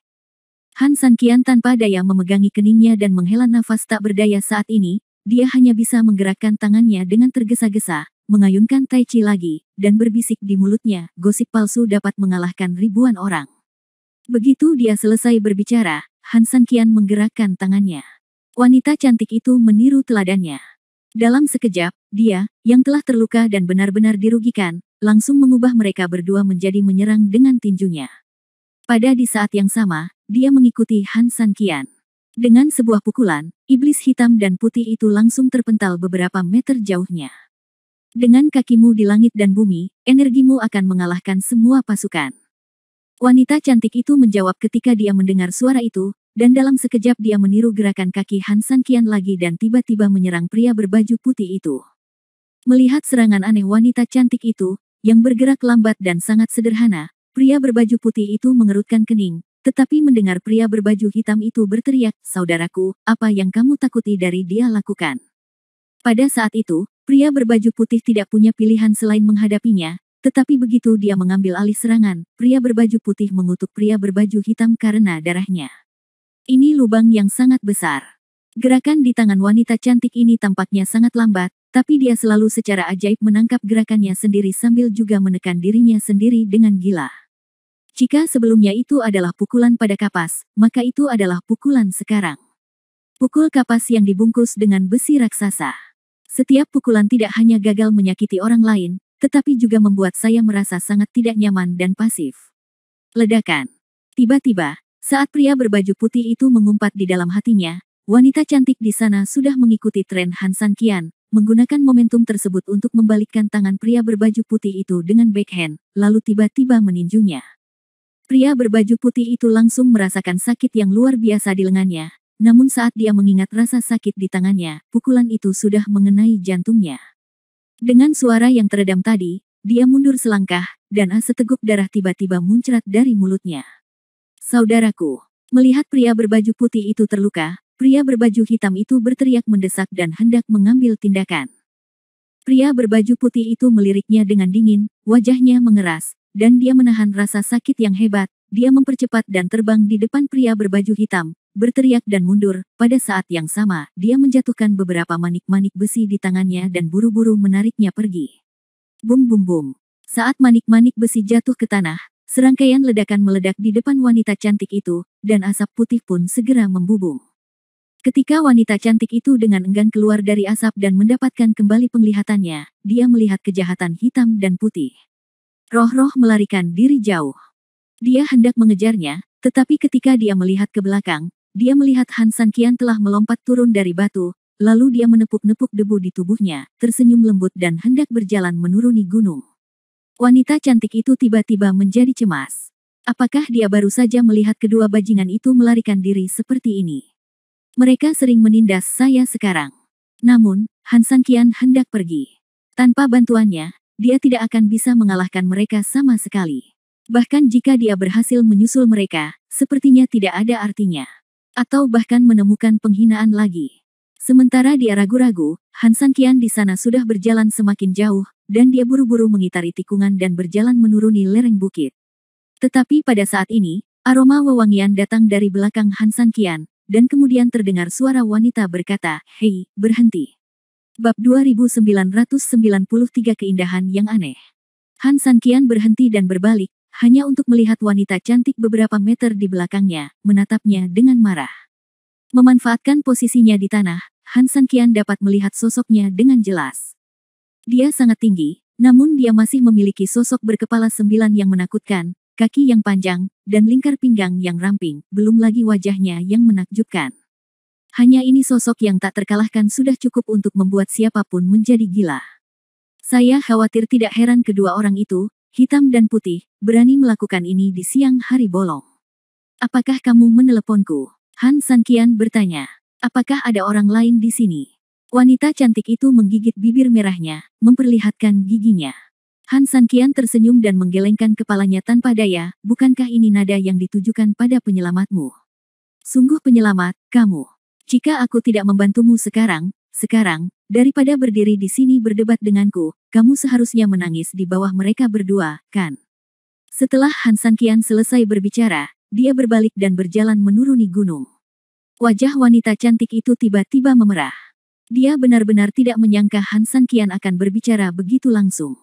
Namun, bukan karena dia tidak mengerti apa yang dikatakan Han Sanqian. Melihat Han Sanqian berjalan semakin jauh, wanita cantik itu tidak terlalu peduli dan buru-buru mengejarnya. Namun, mungkin karena suasananya barusan, wanita cantik itu tidak pernah tahu bagaimana cara berbicara. Setelah mengikuti beberapa menit, wanita cantik itu akhirnya tidak bisa menahannya lagi. "Hei, kamu tidak berencana melakukan ini terus-menerus, kan?" Han Sanqian tahu tidak menjawab, dan menjawab, "Saya telah mendengar bahwa jika seseorang menyelamatkan seseorang, mereka secara alami akan berjanji padanya, tetapi saya belum pernah mendengar bahwa orang yang menyelamatkan seseorang juga dapat berjanji padanya."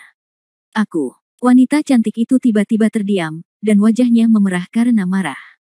Setelah mengikuti beberapa langkah lagi, si cantik menggigit giginya dan berkata, "Kedua orang itu keji. Kenapa kamu tidak mengejar mereka sekarang? Jangan kejar penjahat malang, pernahkah kamu dengar? Lagi pula, kamulah yang menghajar orang itu, dan kamulah yang mengejarnya jika ingin mengejarnya, bukan?" Gadis cantik itu sangat marah hingga hendak muntah darah, memang benar dia menghajarnya, namun tanpa bimbingan Han Sanqian, dia pasti sudah dipukuli oleh kedua orang itu. "Kamu benar-benar aneh. Kamu bukan orang baik. Kamu baru saja membantuku, tapi kamu orang baik. Menghadapi orang yang begitu kejam, abaikan saja dan biarkan harimau itu kembali ke gunung. Aku tidak tahu apakah akan ada lebih banyak lagi di masa depan.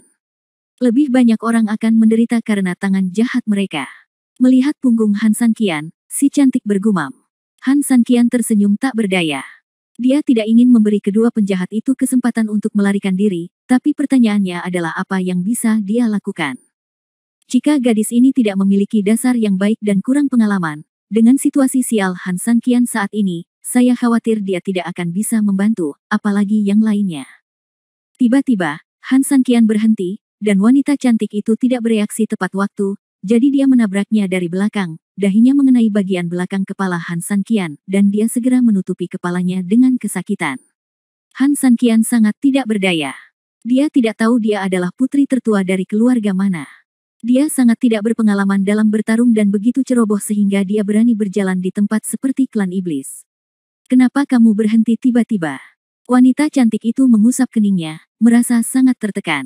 "Dia sudah pergi dan kamu baik-baik saja, jadi bukankah kamu juga harus pergi?" Han Sanqian mengabaikannya dan berkata dengan tenang. Kamu. Wanita cantik itu mengarahkan jarinya ke arah Han Sanqian, dan sangat marah hingga dia tidak dapat berbicara sejenak. Berapa banyak pria yang ingin memiliki wanita cantik seperti dirinya sebagai pendamping, tetapi pria ini tidak mengatakan sepatah kata pun. Sebenarnya ingin mengusir diri sendiri. Ini adalah pertama kalinya dia menghadapi situasi seperti ini. Namun, jika Anda ingin saya pergi, saya tidak akan pergi, jalan ini bukan milik Anda.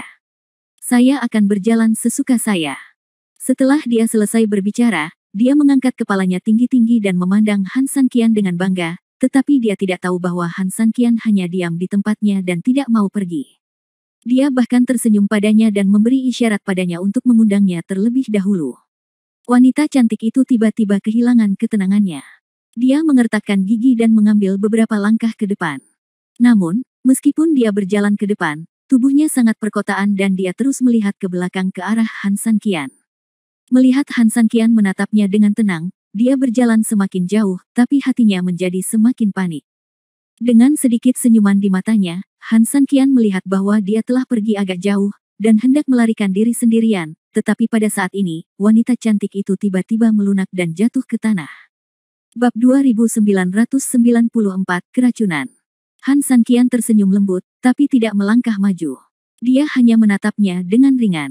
Namun setelah beberapa detik, gadis itu masih tidak melakukan gerakan apapun. Bukankah itu hanya berpura-pura? Memikirkan hal ini, Han Sanqian sedikit mengernyit, menatapnya, dia tidak tampak seperti dia. Memikirkan hal ini, Han Sanqian berjalan dengan beberapa langkah tergesa-gesa, menariknya sedikit ke atas dan melihat, dan tiba-tiba merasa cemas. Wajahnya sedikit pucat, dan mulut kecilnya yang cantik berwarna agak biru, yang merupakan tanda keracunan. Mungkinkah dia direncanakan untuk dilawan oleh kedua orang itu dalam pertempuran tadi? Setelah dipikir-pikir baik-baik, sepertinya sangat mungkin, tapi gadis ini mungkin tidak mengetahuinya dan mengikutinya sampai ke bawah gunung, karena dampak lalu lintas pejalan kaki memperparah aliran darah, sehingga menimbulkan racun. Sambil menggelengkan kepalanya tanpa berkata-kata, Han Sanqian dengan lembut menggendongnya di punggungnya dan berjalan menuju gua tempat dia dan Trenggiling bersembunyi.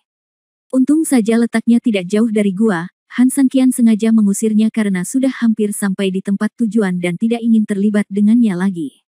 Meskipun dia cukup tinggi, tidak jauh di belakang Han Sanqian, dia sangat ringan. Bahkan Han Sanqian harus menghela nafas, wanita cantik ini sangat panjang, dan dia pasti lebih baik dari siapapun di tubuhnya. Setiap orang memilikinya, namun tidak ada kekurangan sedikit pun di tempat yang tidak seharusnya ada. Kembali ke dalam gua, asapnya begitu tebal bahkan wanita cantik yang tak sadarkan diri karena keracunan itu pun mulai batuk tanpa sadar karena terlalu banyak tersedak. Trenggiling sedang sibuk meletakkan benda-benda yang dipanggang di atas api ke atas batu. Ketika dia mendengar suara seseorang memasuki gua, dia tahu itu adalah Han Sanqian.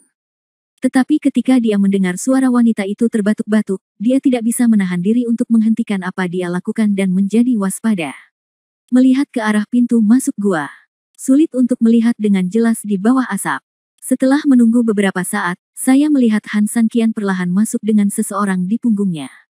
Ini rumit, di mana penggarapnya? Han Sanqian tidak bisa menahan diri untuk tidak mengeluh. Nima ini sangat berasap sehingga tidak terlihat seperti sedang dimasak, jelas seperti menjadi perih.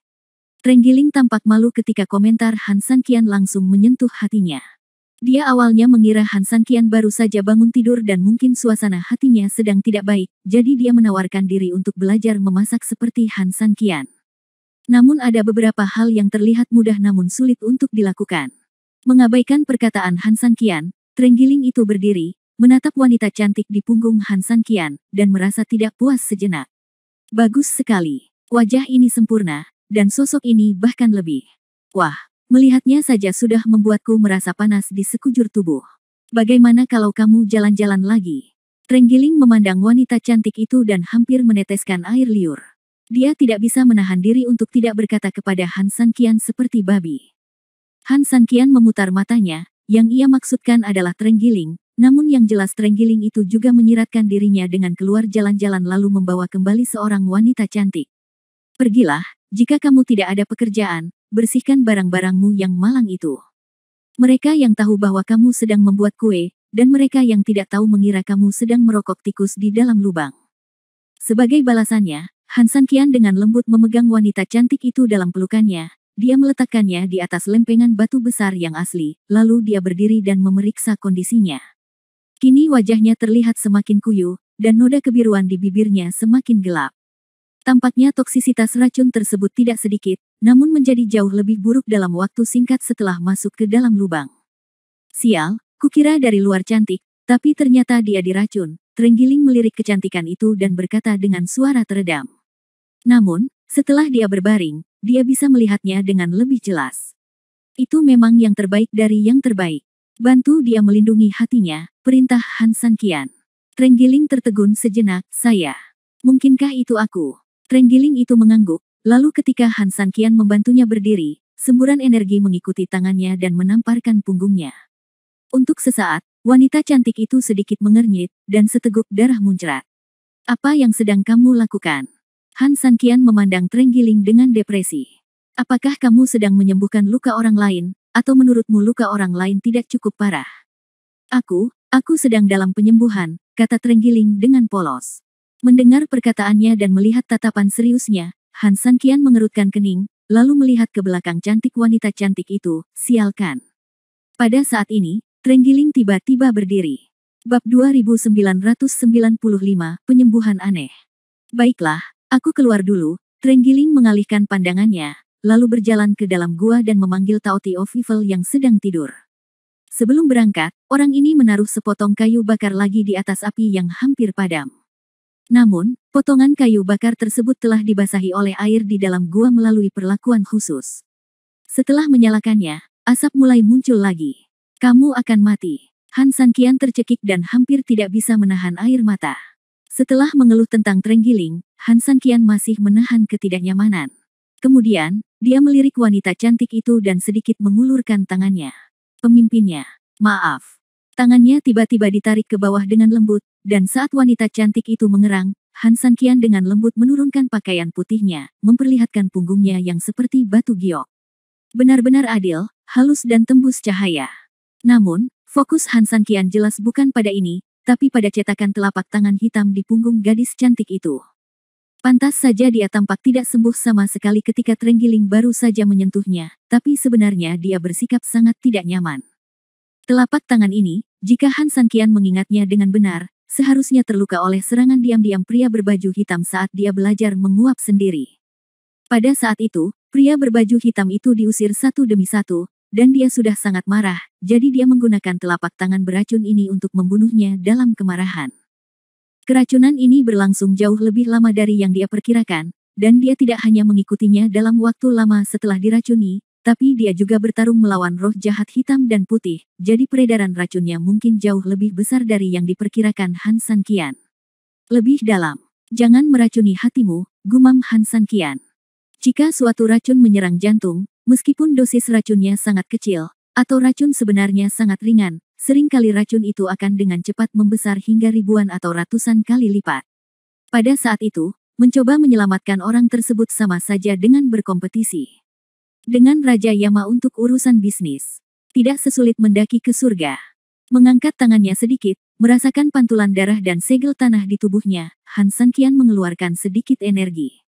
Meski energi ini hampir tidak berguna untuk menghadapi musuh, bagi Han Sanqian cukup untuk memata-matai kondisi fisik wanita cantik itu.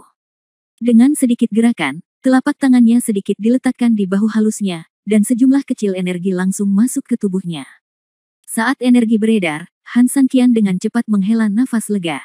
Benar saja, wanita ini persis seperti yang dia lihat. Dia memiliki kekuatan internal yang sangat dalam. Satu-satunya perbedaan adalah dia tidak cukup berpengalaman. Ini mungkin alasan mendasar mengapa dia bisa bertahan lama setelah diracuni.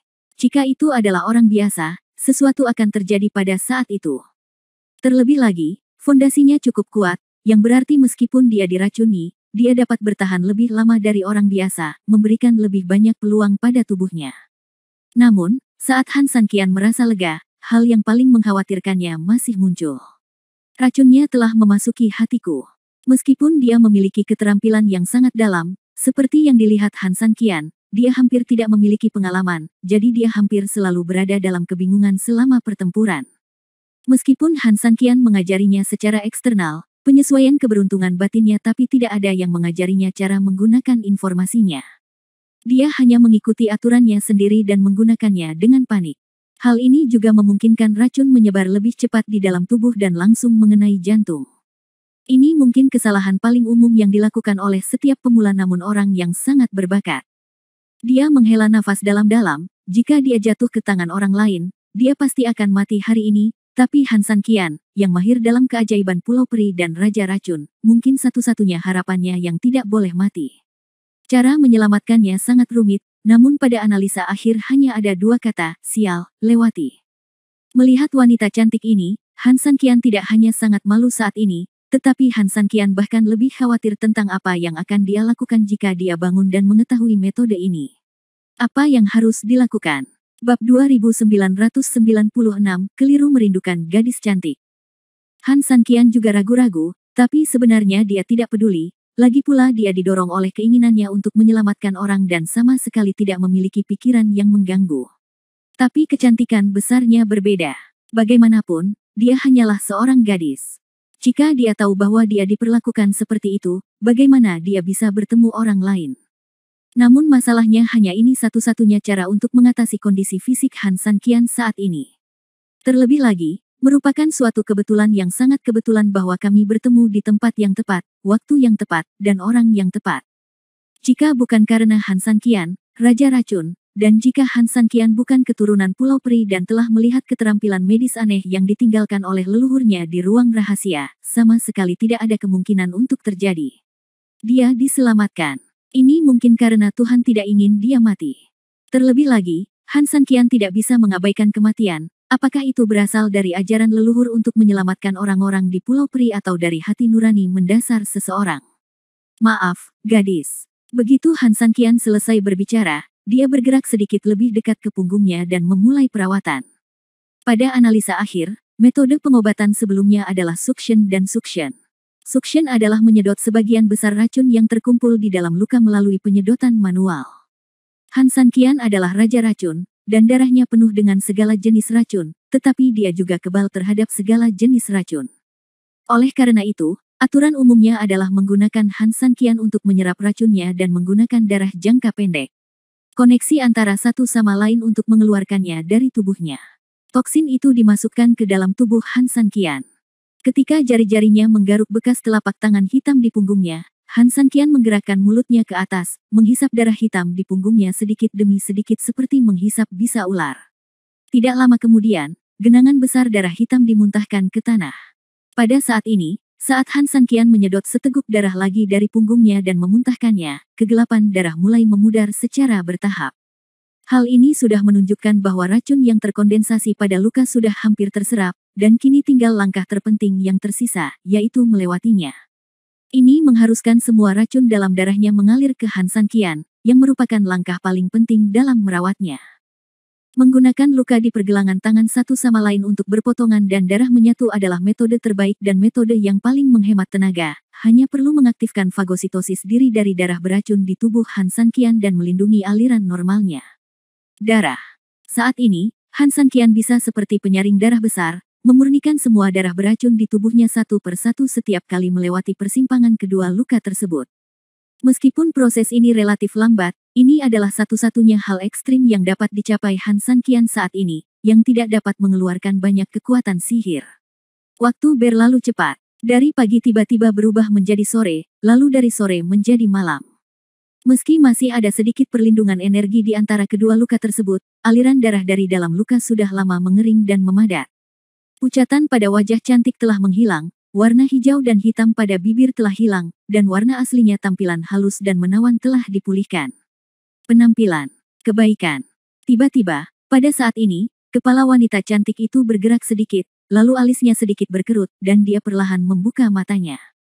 Ia ingin menyentuh pelipisnya yang sakit. Meski racunnya sudah dikeluarkan, trauma sebelumnya dan seharian berbaring di atas lempengan batu masih membuatnya merasa sedikit tidak nyaman. Namun saat dia ingin mengulurkan tangan, tanpa sengaja dia merasakan tangan kanannya seperti ditekan oleh sesuatu, dan sepertinya ada sesuatu yang bertumpu pada kakinya. Dia menahan rasa tidak nyaman itu, menoleh sedikit, dan benar-benar tertegun sejenak. Saat ini, Pergelangan tangan Han Sanqian selalu terhubung dengan miliknya. Dari sudut tertentu, seolah-olah dia sedang memegang tangannya. Hal yang paling dilebih-lebihkan adalah Han Sanqian baru saja pulih dan melakukan ini untuk menyelamatkan orang lain. Kelelahan dan lama kelelahan jangka panjang juga membuatnya tertidur. Karena dia perlu menjaga darahnya tetap mengalir, Han Sanqian hanya bisa tetap berada di dekat platform batu.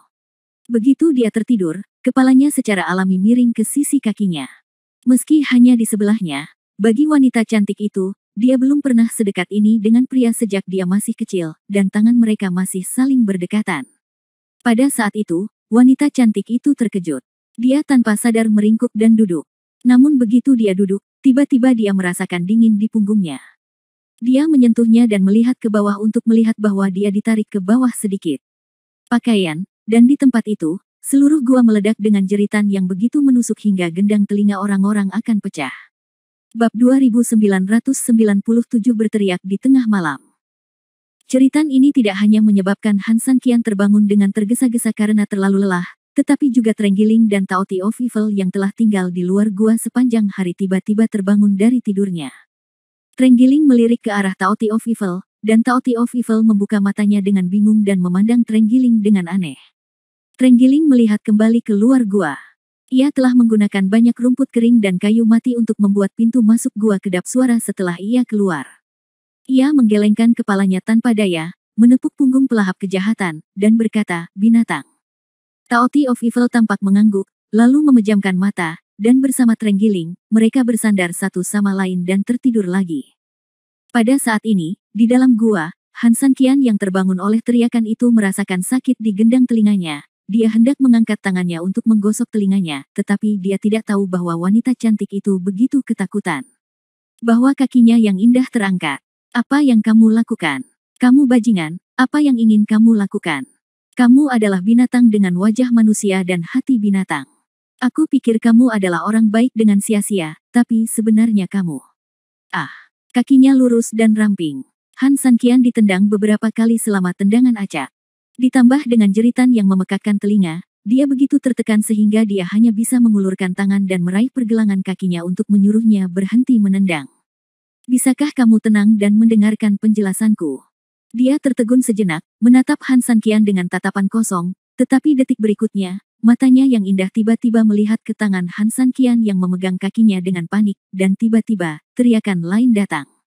Di dalam gua, bahkan batu abu-abu di atap gua runtuh dalam sekejap. Han Sanqian menutup telinganya. Dia hampir tercengang oleh teriakannya.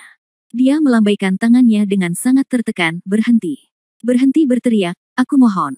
Saya hanya membantu Anda menyembuhkan dan melakukan detoksifikasi. Detoksifikasi? Detoksifikasi apa, kamu? Wanita cantik itu langsung membalas dengan dingin, namun di tengah kalimat, dia tiba-tiba teringat akan keadaan sebelumnya. Setelah dia disakiti oleh pria berbaju hitam, ternyata benar, kalau begitu kamu bisa jangan lepaskan aku juga. Pakaian. Punggungmu terluka. Jika aku tidak menurunkan pakaianmu, bagaimana aku bisa memeriksa lukamu?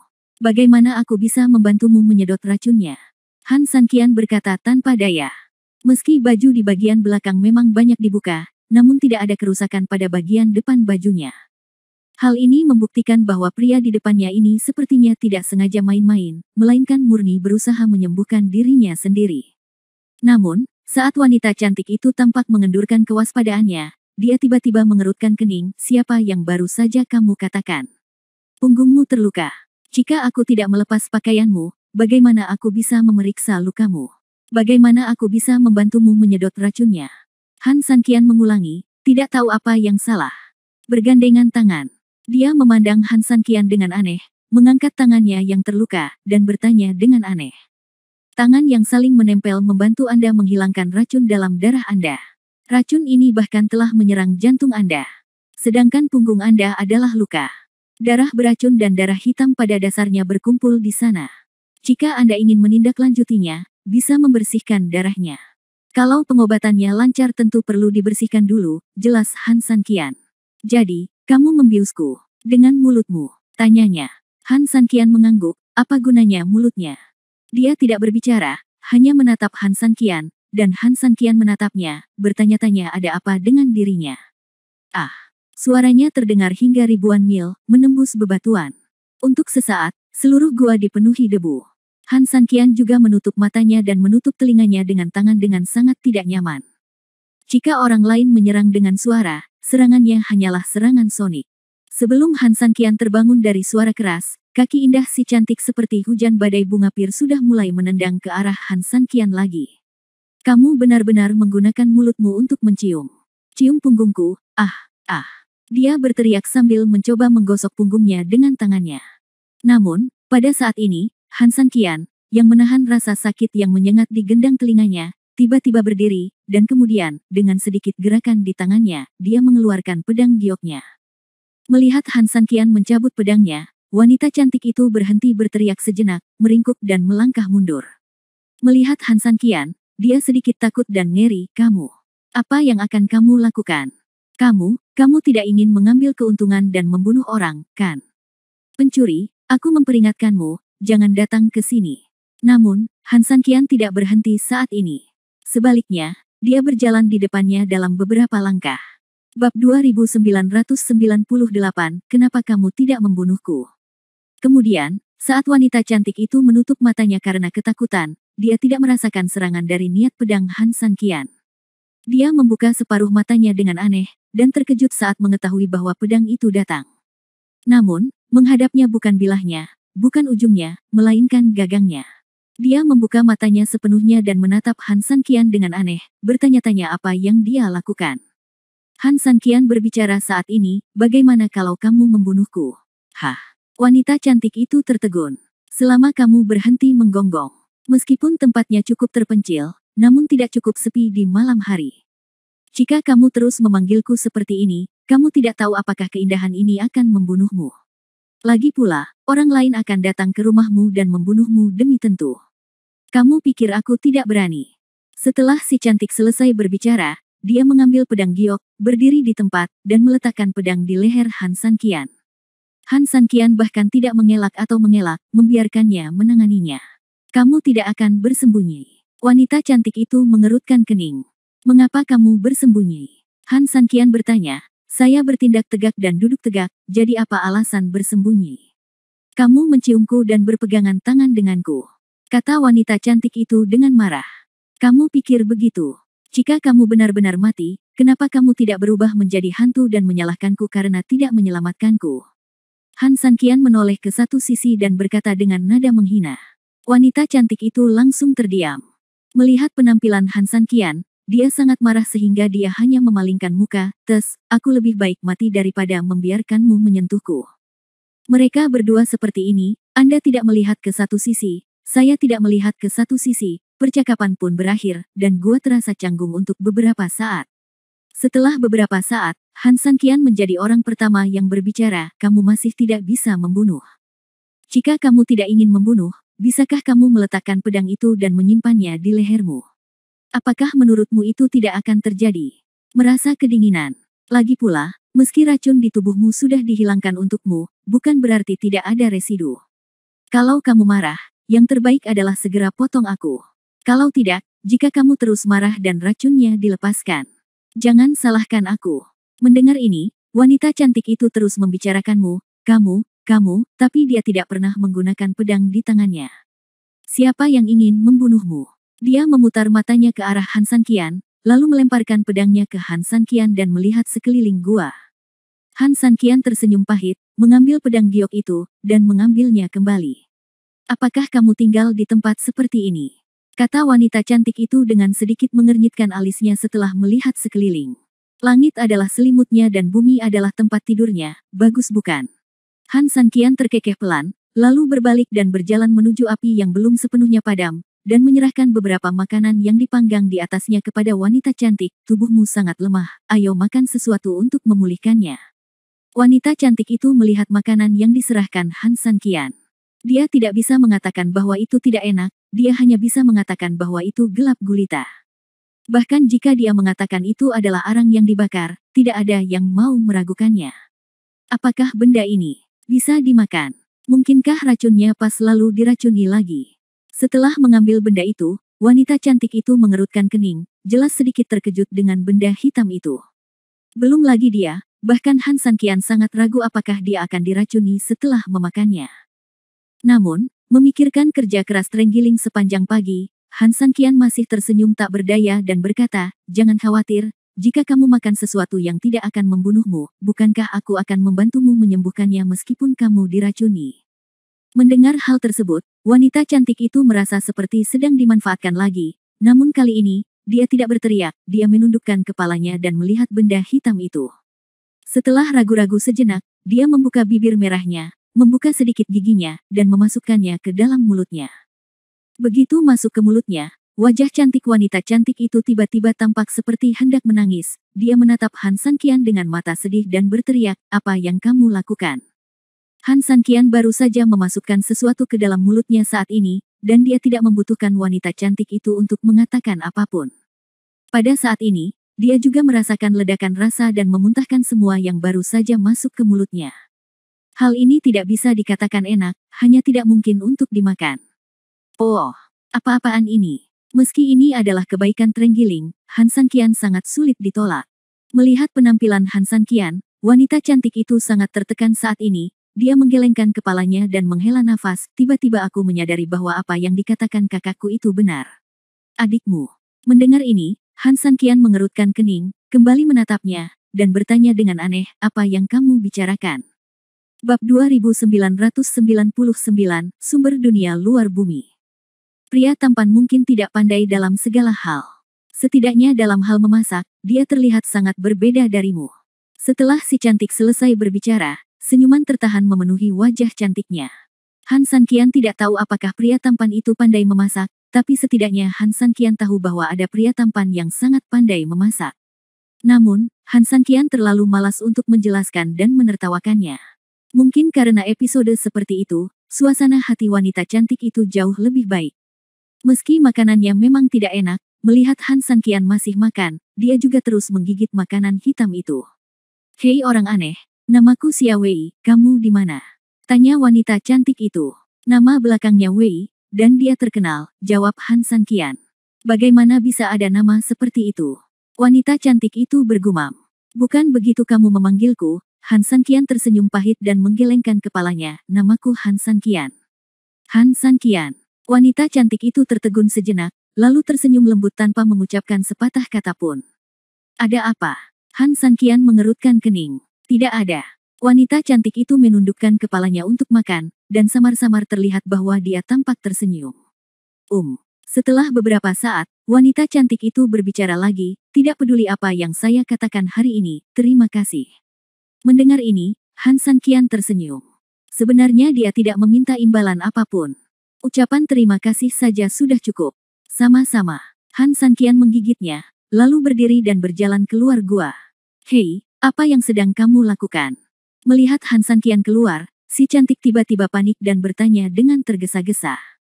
"Untuk wanita cantik sepertimu, aku tidak bisa membiarkanmu tidur di ranjang batu sepanjang malam, kan? Aku akan keluar mencari jerami untuk dijadikan tempat tidur untukmu." Selain itu, ranjang batu itu beralas tanah, dan udara bumi naik di malam hari, sehingga mudah lembab. Dengan keadaanmu saat ini, karena kondisi fisikmu, basah kuyup tidak akan baik untukmu. Setelah mengatakan ini, Han Sanqian keluar dari gua. Melihat sosok Han Sanqian yang pergi, wajah cantik Xia Wei berubah dari khawatir menjadi gembira. Dia tersenyum lembut, mengambil makanan di tangannya dan menggigitnya lagi. "Kamu masih tahu bagaimana menghargai wewangian dan menghargai batu giok." Setelah meninggalkan gua dan bekerja di luar setengah lingkaran, Han Sanqian akhirnya menemukan jerami dan kembali. Ketika dia kembali ke pintu masuk gua dengan jerami di pelukannya, dia melihat Trenggiling dan Taoti of Evil masih tidur bersama. Mata mereka terpejam. Dia tidak bermaksud membangunkan mereka. Setelah mengatur isolasi suara dan penyembunyian pintu masuk gua, pria itu kembali ke gua dengan jerami di pelukannya.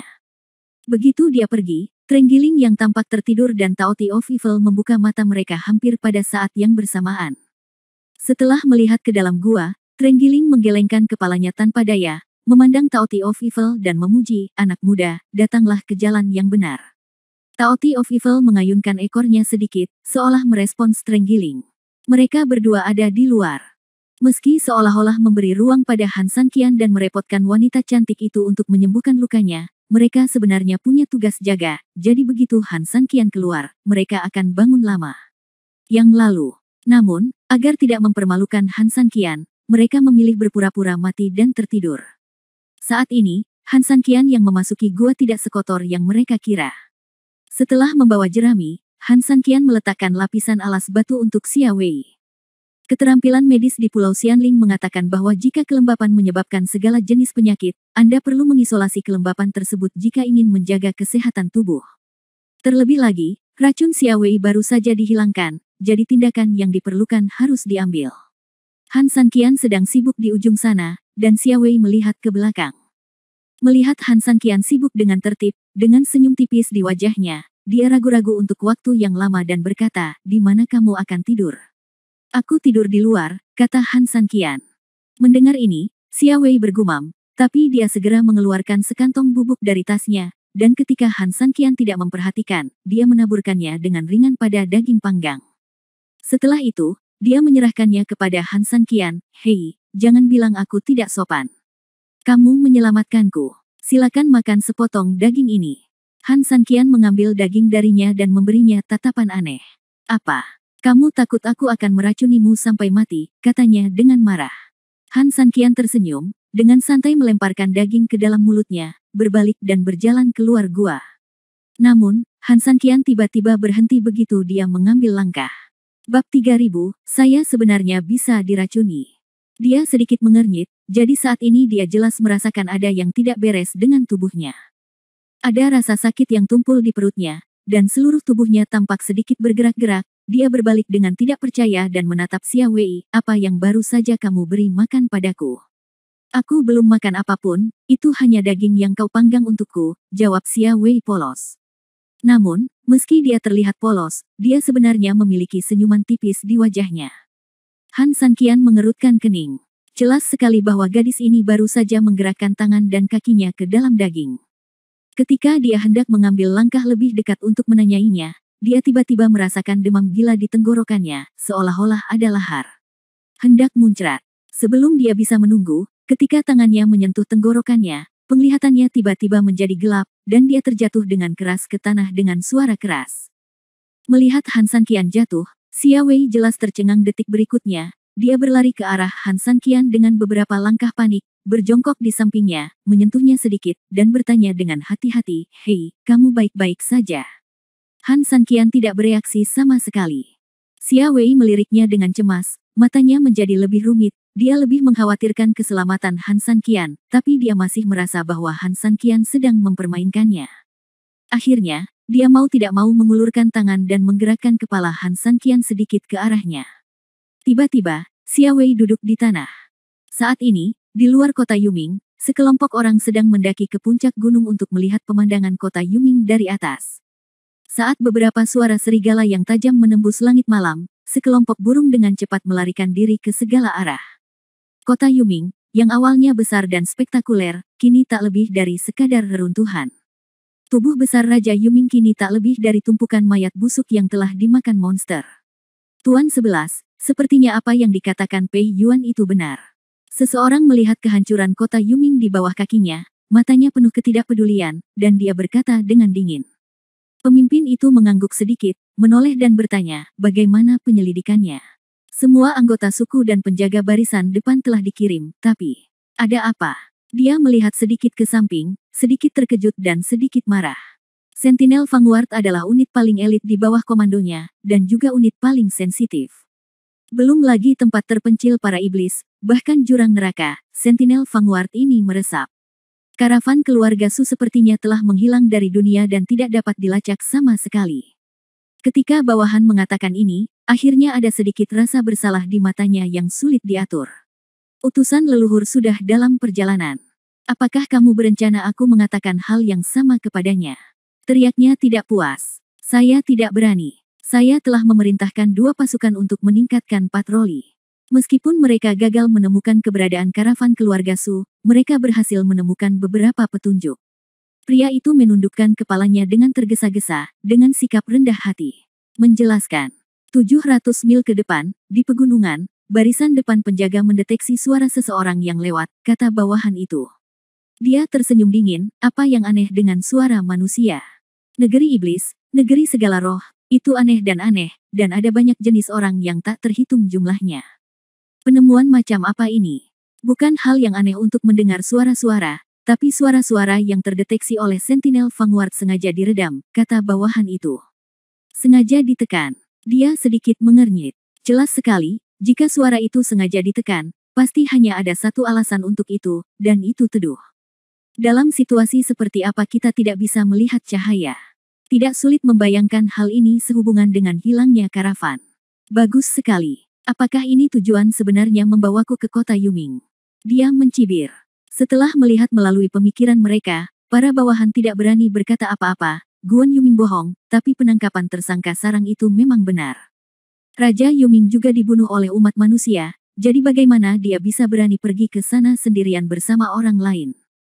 Namun, melihat Tuan 11 tidak marah, bawahannya menghela nafas lega dan berkata, pasukan telah lewat. Tuan 11, ayo. Master Eleven mengangguk, mengangkat cambuk di tangannya, dan tersenyum acuh tak acuh, oke, ayo kita temui dia dan lihat siapa orang yang bisa membunuh serangga bawah tanah itu. Sejujurnya, saya sangat menantikannya. Begitu dia selesai berbicara, dia mengangkat kepalanya, turun dari monster itu dan tiba-tiba berlari menuju pegunungan yang jauh. Di belakangnya, sekelompok pengikut mengikuti dari dekat.